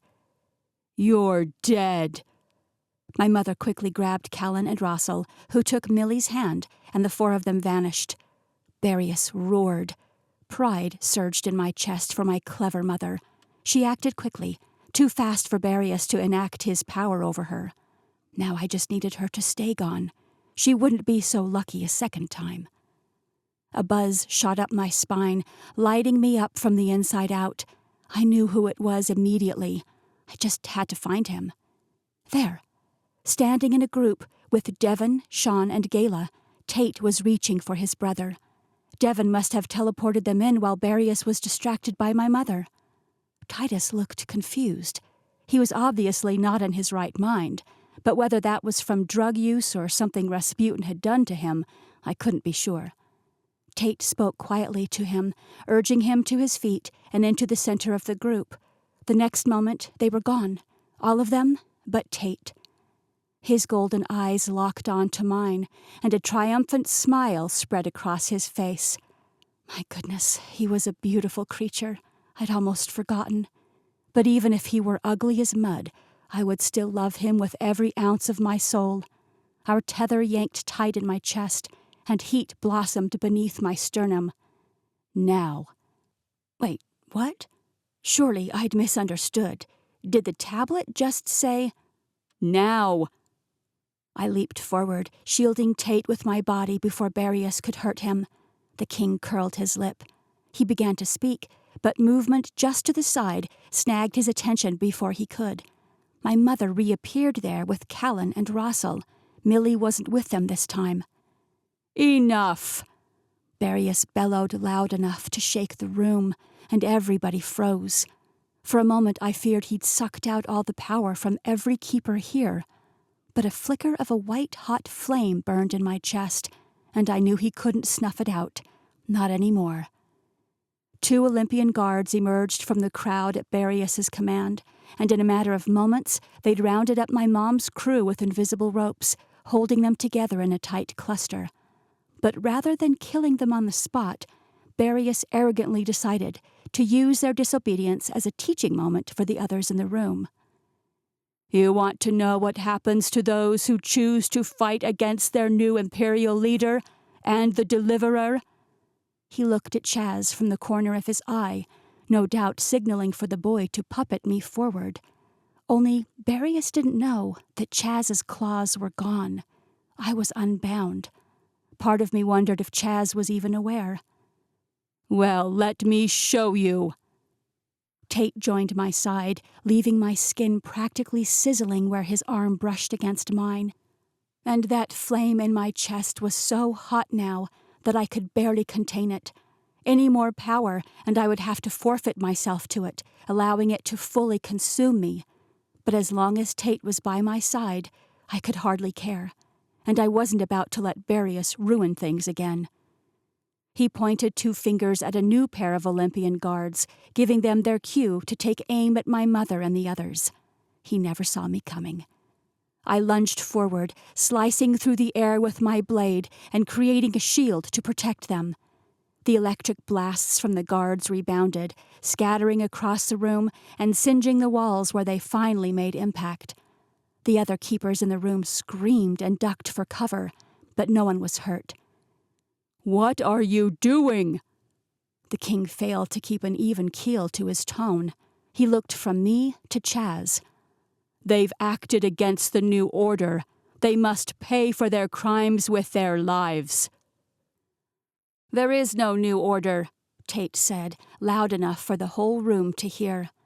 "Maxwell has yet to concede, and as the interim ruler of Agartha, I decline to subject my people to your rule either." Barrius's cheeks were red hot, and I had to fight the urge to strike him down. "You are nothing, Thaddeus. Titus is alive and well. Everyone saw him. He gave his allegiance on behalf of Agartha. He was under duress." "He was no such thing." Barrius's voice boomed throughout the ballroom. "Guards, seize this man. Kill him, and the rest of them as well, so we can get on with our evening." "Don't you dare!"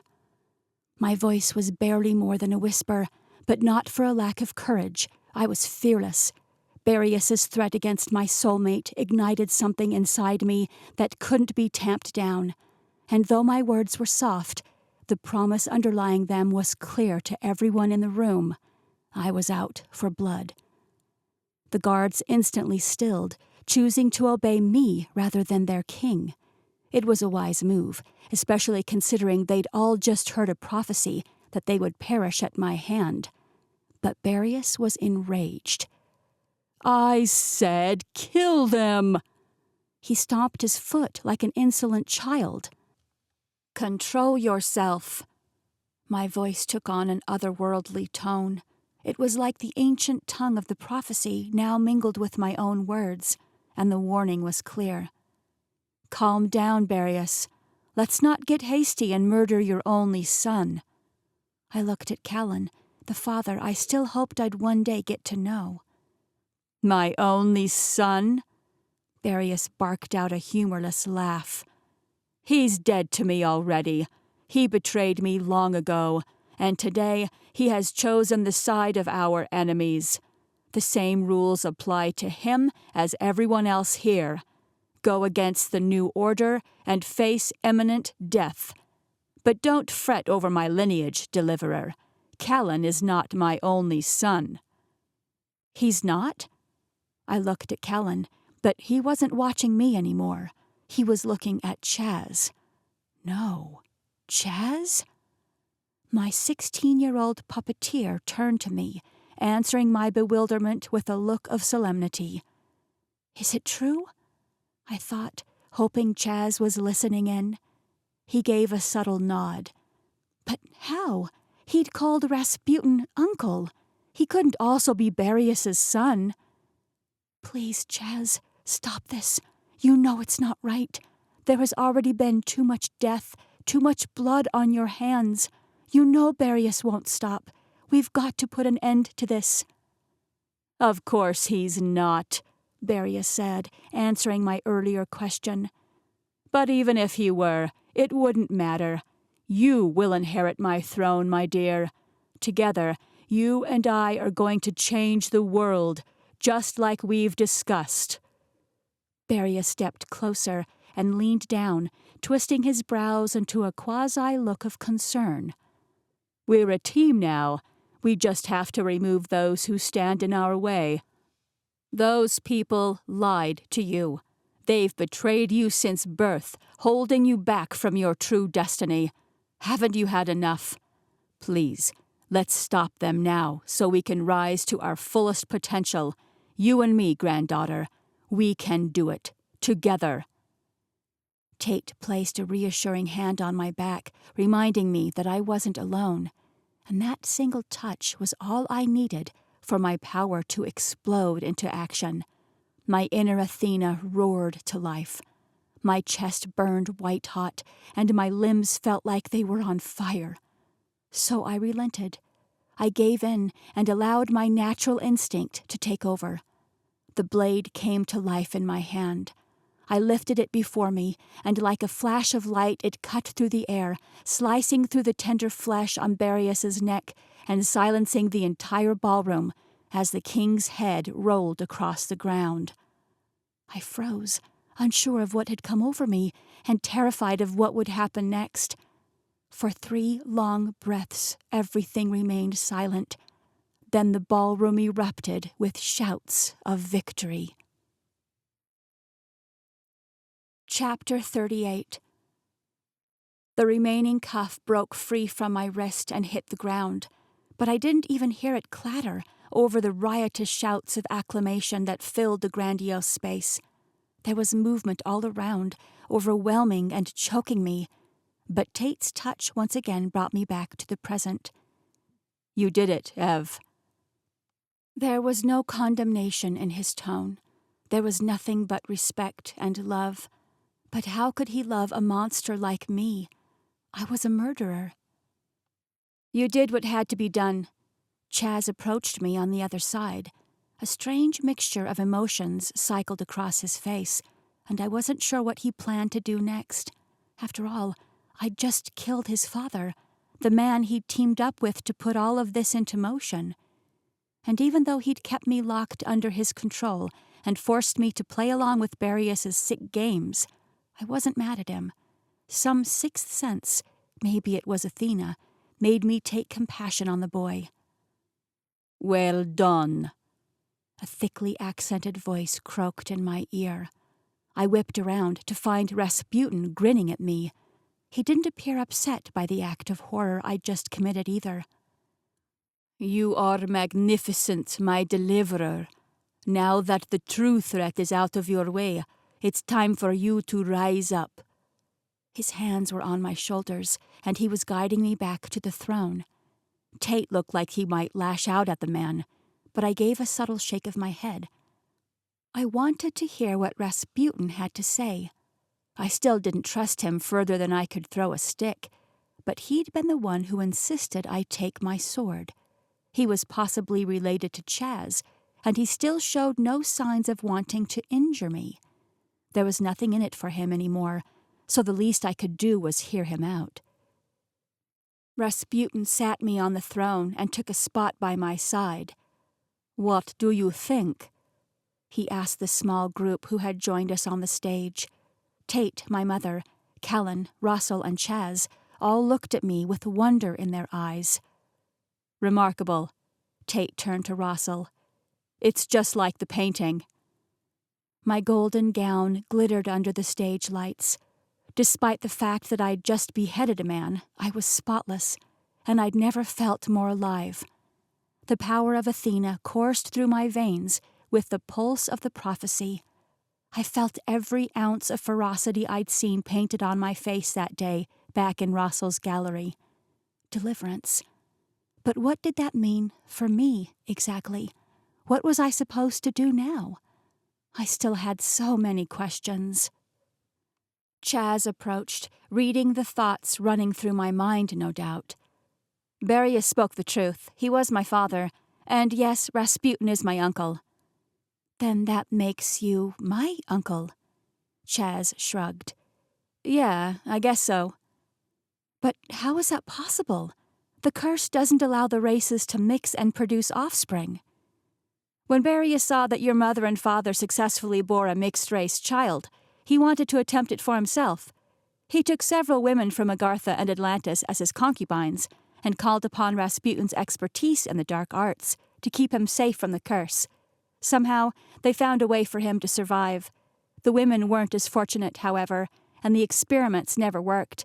But Rasputin had an idea. I offered my sister." Rasputin stroked his beard, grinning like he'd won a Nobel Prize. "The elixir I created took time to work in the woman. I fed it to her for 3 years before allowing Barrios to take her. She grew ill after Chaz was conceived, but we were able to keep her alive long enough for him to be viable outside of the womb. He killed his sister to help Barius produce a mixed-race keeper.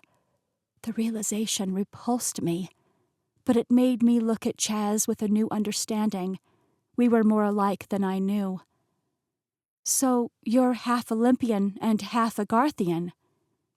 Chaz nodded. I inherited telepathy from my Olympian genes and glamour from my mother's side. Combined, the two were stronger than they could ever be on their own, and that's how I have the powers you now know. Russell spoke next. Barius commissioned me to locate you as soon as Chaz's powers came in over the summer. He was ready to find you and kill you once he saw my vision on canvas. But when Thaddeus proved to be unsuccessful in taking your soul, he decided to take matters into his own hands.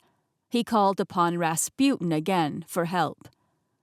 But you must understand, my magnificent girl, that I never planned to submit to Barius. Rasputin dropped to his knees and reached for my hand, but I moved it away. I knew all along that he would never succeed. It is you who must rule over us all. They are ready to serve you, and I will help you with every step, my lovely. I will guide you. I don't want your help. I stood from the throne, heat surging through me. And I don't want to rule. I'm sick of everyone battling for power. The curses and the bickering, the pointless rules. I don't want any of it. Then let us stop it. Rasputin slid an arm around my shoulder, and my blood boiled even hotter. I felt Athena raging up inside, but I didn't want to let her out again. If I released her another time, I may never be able to rein her back in again. You already have the allegiance of Olympus and Agartha. Just convince Maxwell to serve you, and you can take your rightful position and put an end to everything you see unfit. You have my word that the Manticorians will help you with anything you need, even the impossible, as we did for Barius. My stomach twisted at the reminder of what he had done. My grip tightened around the hilt of my sword, and I took a deep breath to calm myself. It didn't work. Faster than lightning, I grabbed the front of Rasputin's robe and pressed my blade against his neck. It took every ounce of restraint I had not to push the blade any further. Athena was ready to finish him the way she had Barius, but I didn't want to be known for violence and death. He wants your power, the tablet whispered through my brain. And I knew it was true. Rasputin was no good. He was never good. But I couldn't kill him like this. He vanished, just as he had done in his basement when I rescued Driscoll from him, and he reappeared behind Chaz, using him as a body shield. His eyes glowed with an eerie red-gold hue as he whispered into Chaz's ear. The boy, my uncle, flicked his gaze up to mine, and I saw the moment his decision was made. His lip curled, and he ducked down while simultaneously shouting, "Now!" Rasputin fired a shot of darkness at me, something that looked like pure shadow, dark enough to suck the rest of the light from the room, and the power within me stopped time. My breaths were heavy as I surveyed the situation. How did I get here? And more importantly, was there a way out of this without getting anyone else hurt? I looked at the crowd, and the terror etched onto each of their faces. I looked at Chaz, and again, somehow I knew this wasn't his fault. He wasn't bad. He wasn't encouraging Rasputin to fight. He was encouraging me, asking me to kill his uncle. Was that the only way for me to keep everyone safe? The words of the prophecy echoed again through my mind. The deliverer alone can wield the power of the sword with grace and fire to destroy those who hunger for power. Hunger for power. Like Barius, like Rasputin. Not all of the keepers had to perish, only those who had gone mad with their hunger for power. I knew it had to be done. I placed myself squarely in front of the blast of darkness. Closing my eyes, I breathed in deeply and counted to 3 before setting time back into motion. Then my instinct took over. My sword slashed through the air, creating a shield for me and perfectly reflecting the blast right back to its source. It all happened so fast that Rasputin didn't have time to react. The shadow struck him squarely in the chest, and his screams rang out through the mountain. I ducked along with the other keepers in the room, none of us sure how to react other than to cover our ears and wait for the wailing to end. The floor and walls and even the earth around us shook at the sound. I'd never heard anything so bone-chilling, so soul-rattling in my entire life. It was dark and deep, a kind of magic I couldn't even imagine. I didn't want to imagine it. Whatever power Rasputin used to fire that shot at me was composed of all the darkest things this world had to offer, pure evil. And when the noise finally subsided, we all opened our eyes and dropped our hands to find nothing but a pile of ash where Rasputin once stood. Chapter 39. One by one, the keepers dropped to their knees. Wait, no! I turned to Tate and was blown away by the adoration in his eyes. What are they doing? Make them get up! They're paying their respects.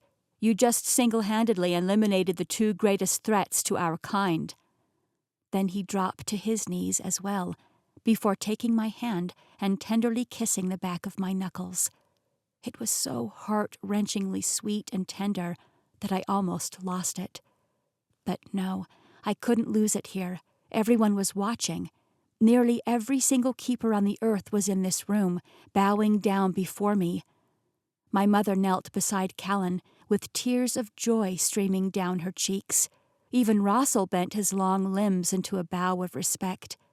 Chaz was last, but he too fell to the ground.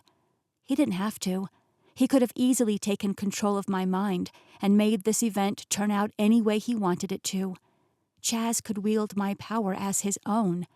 He was the only other person capable of bringing the place down. But I knew he wouldn't. It was that 6th sense again. I didn't need to attack Chaz. If anything, the kid could probably use a friend. Thank you, everyone, but please get up. I am nobody special.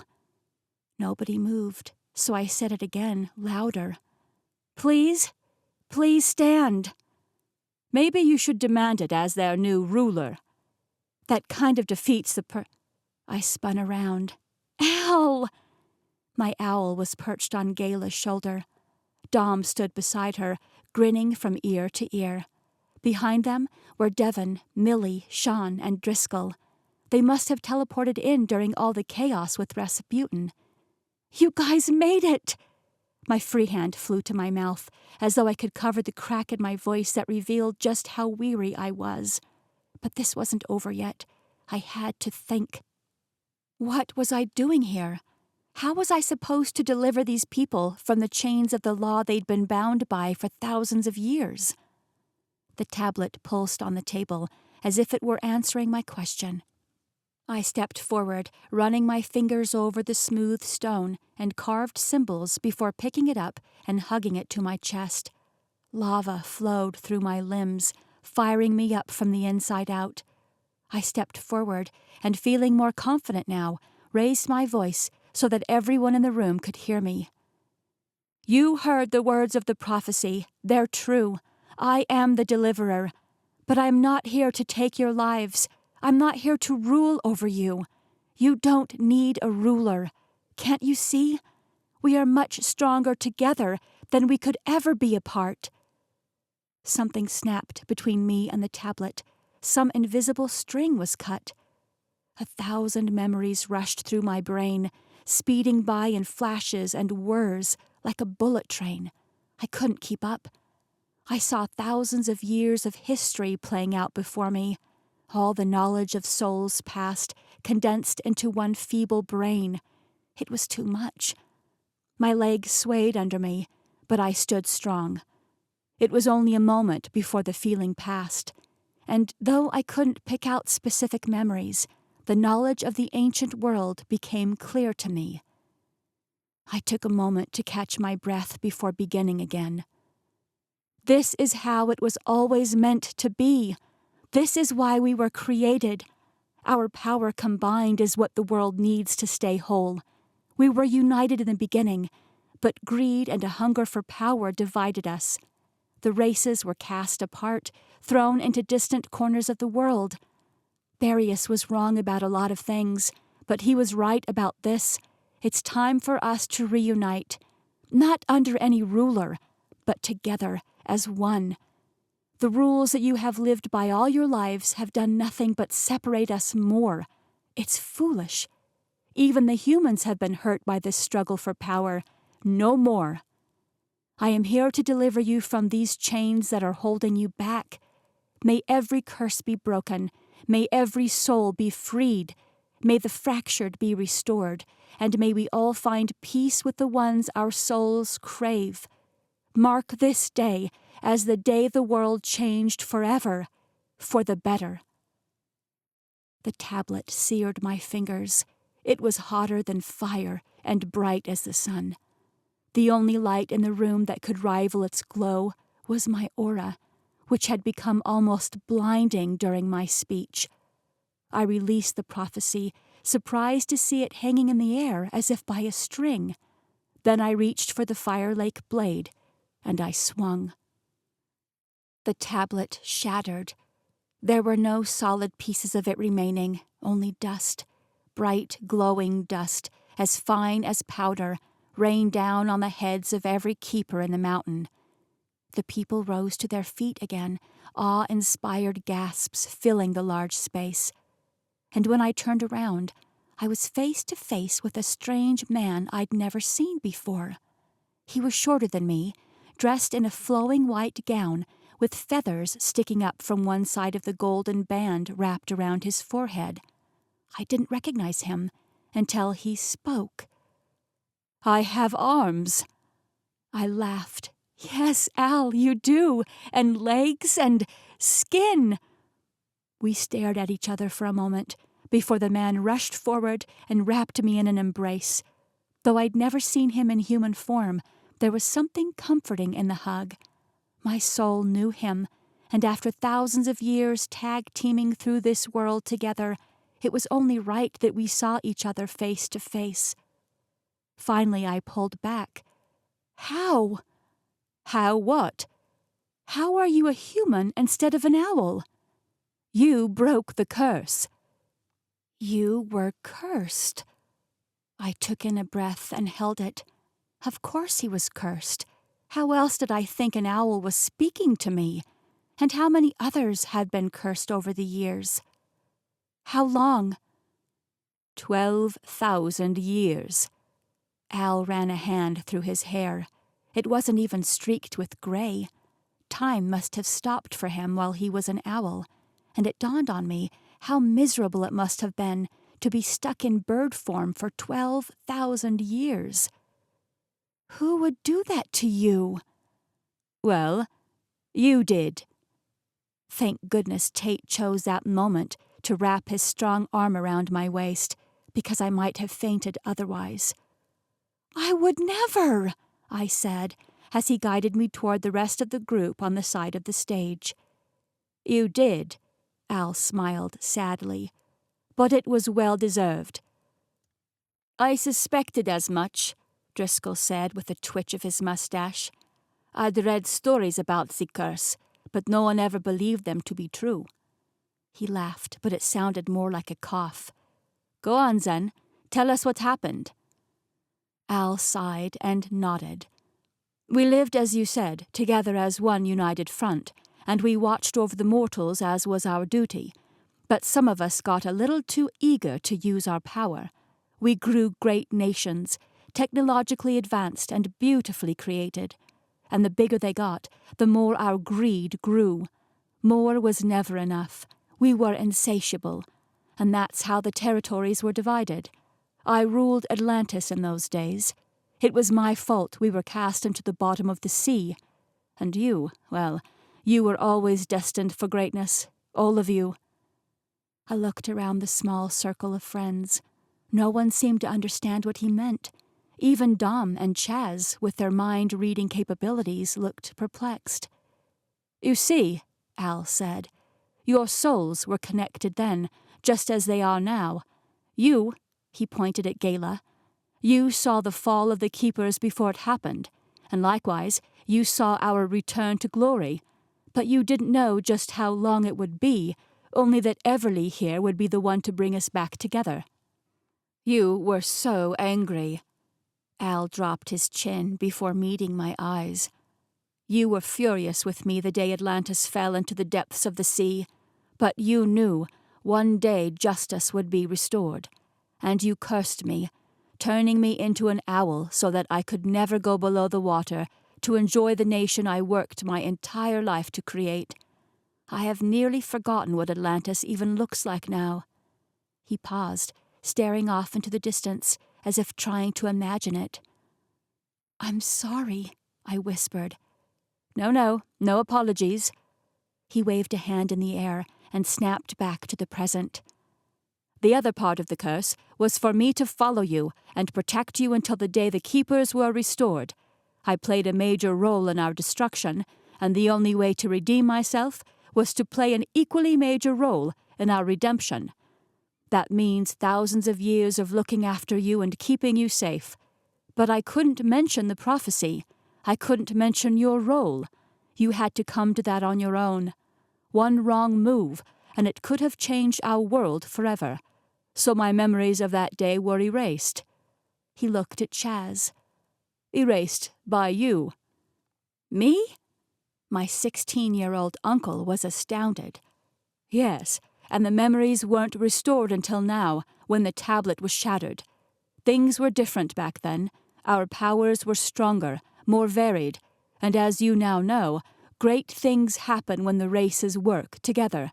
Great powers are created through our bonds, and I very much look forward to seeing our world restored when the keepers unite again.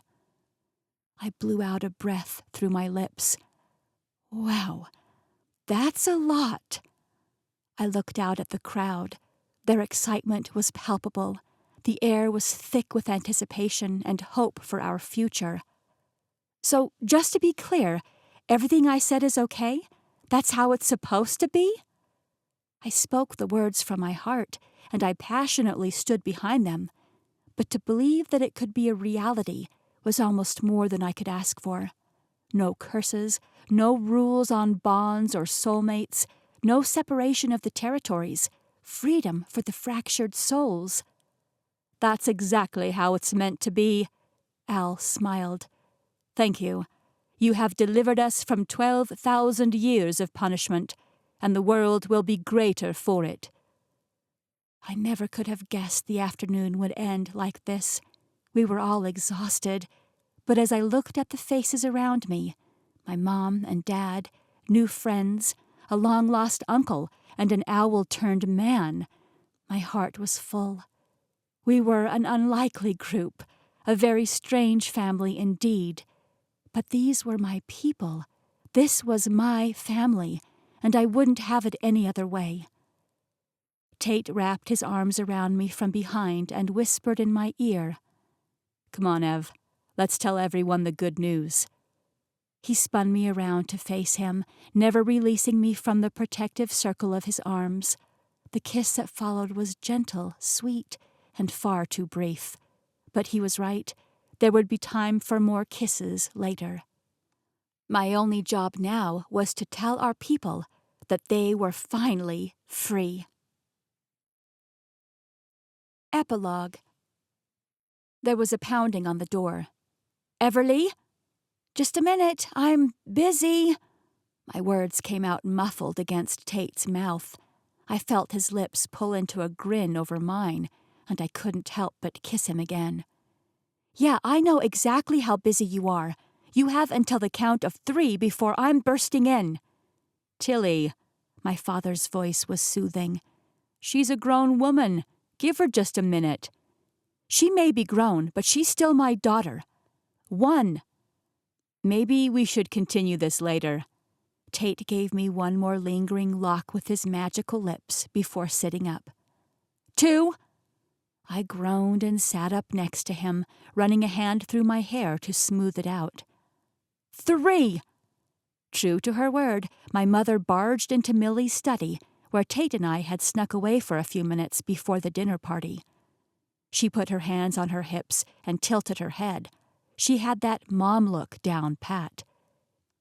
You think you can get out of silverware duty to sneak away and make out without getting caught? Think again. Sorry, Miss Gordon. Tate stood and shoved his hands innocently into his pockets, giving my mom a respectful nod in the process. It is a great make-out couch. Gala popped her head into the doorway. If I had a nickel for every time I caught Devon and Millie in here.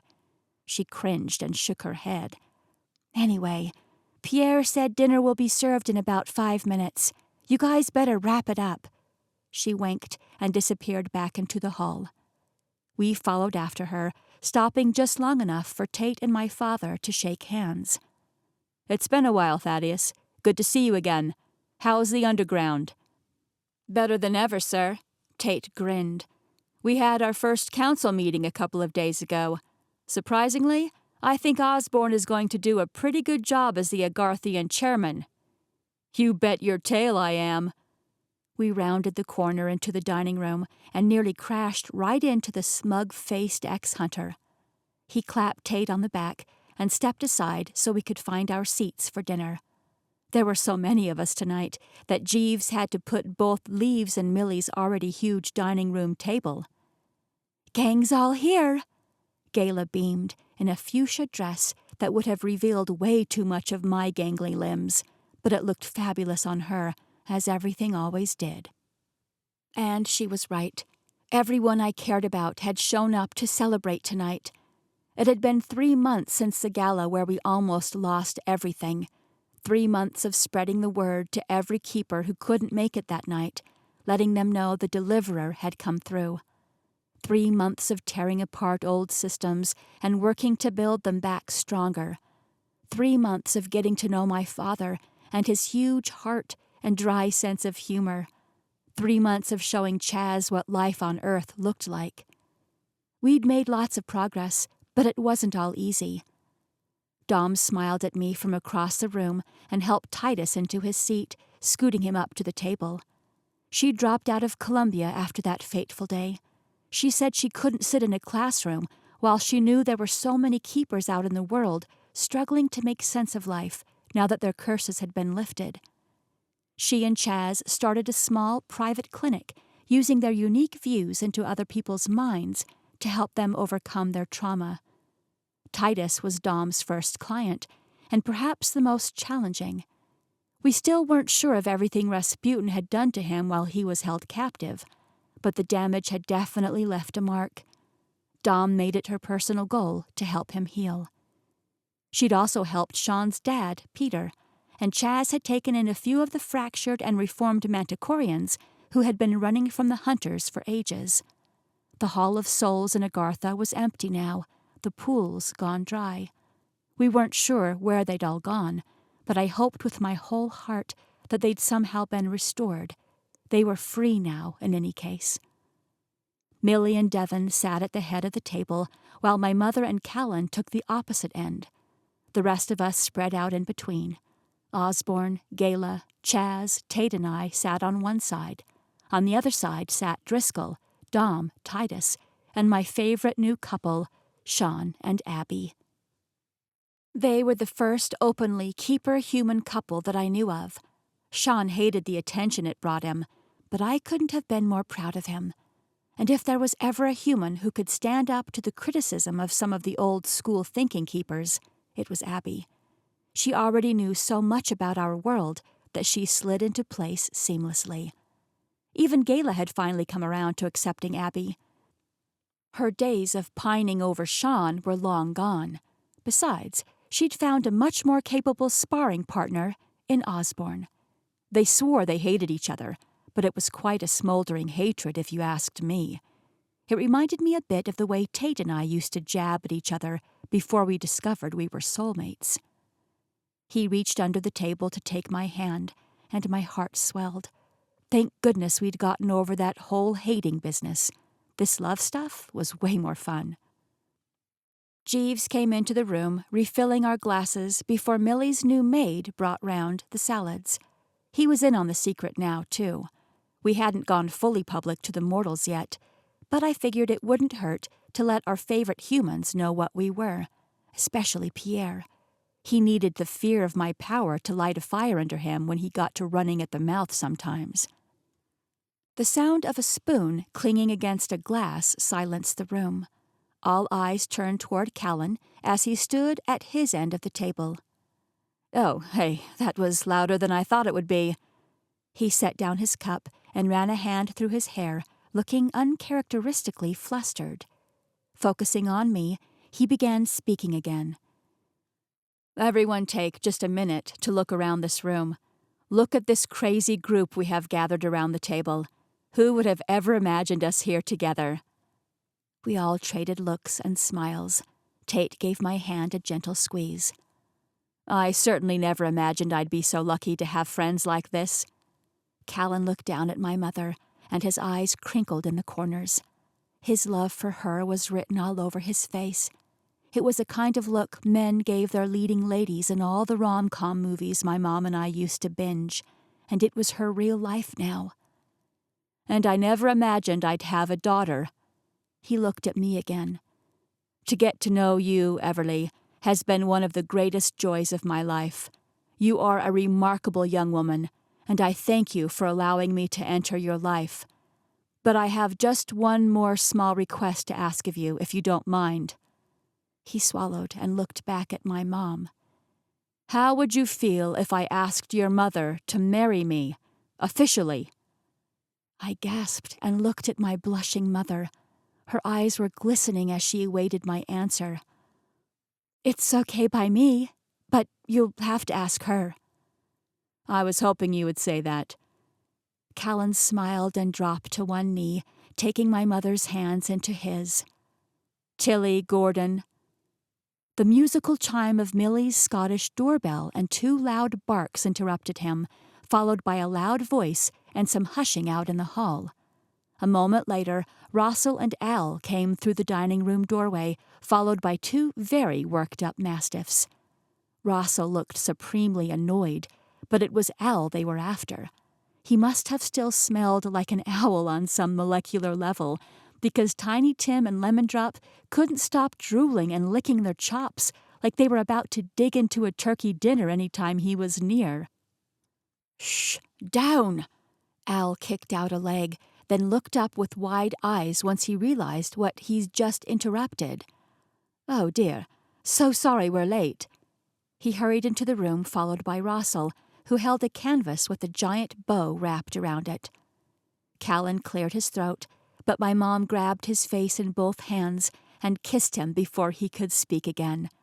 "Yes, I will marry you," she exclaimed when she finally came up for air. Then she kissed him again while we all whooped and hollered. "You guys need to take this to the couch in Millie's study," Gala said with a laugh. Jeeves jumped at the opportunity to grab a couple of bottles of champagne, and as he retrieved the flutes, Rossel stood and offered his canvas to my mother. "I wanted to be the first to offer my congratulations." She took the painting into her hands, and tears immediately filled her eyes. "Is this a vision?" she asked with a shaky voice. He nodded, and the first salty tear made a wet trail down my mom's cheek. "It's beautiful, Rossel. Thank you so much." She spun it around to reveal a painting of her and my father sitting in rocking chairs on the wraparound front porch of my old Oklahoma home. In her arms was an infant, delicately wrapped in a yellow blanket. A mom and a dad, and now a baby brother or sister? My heart couldn't get any fuller.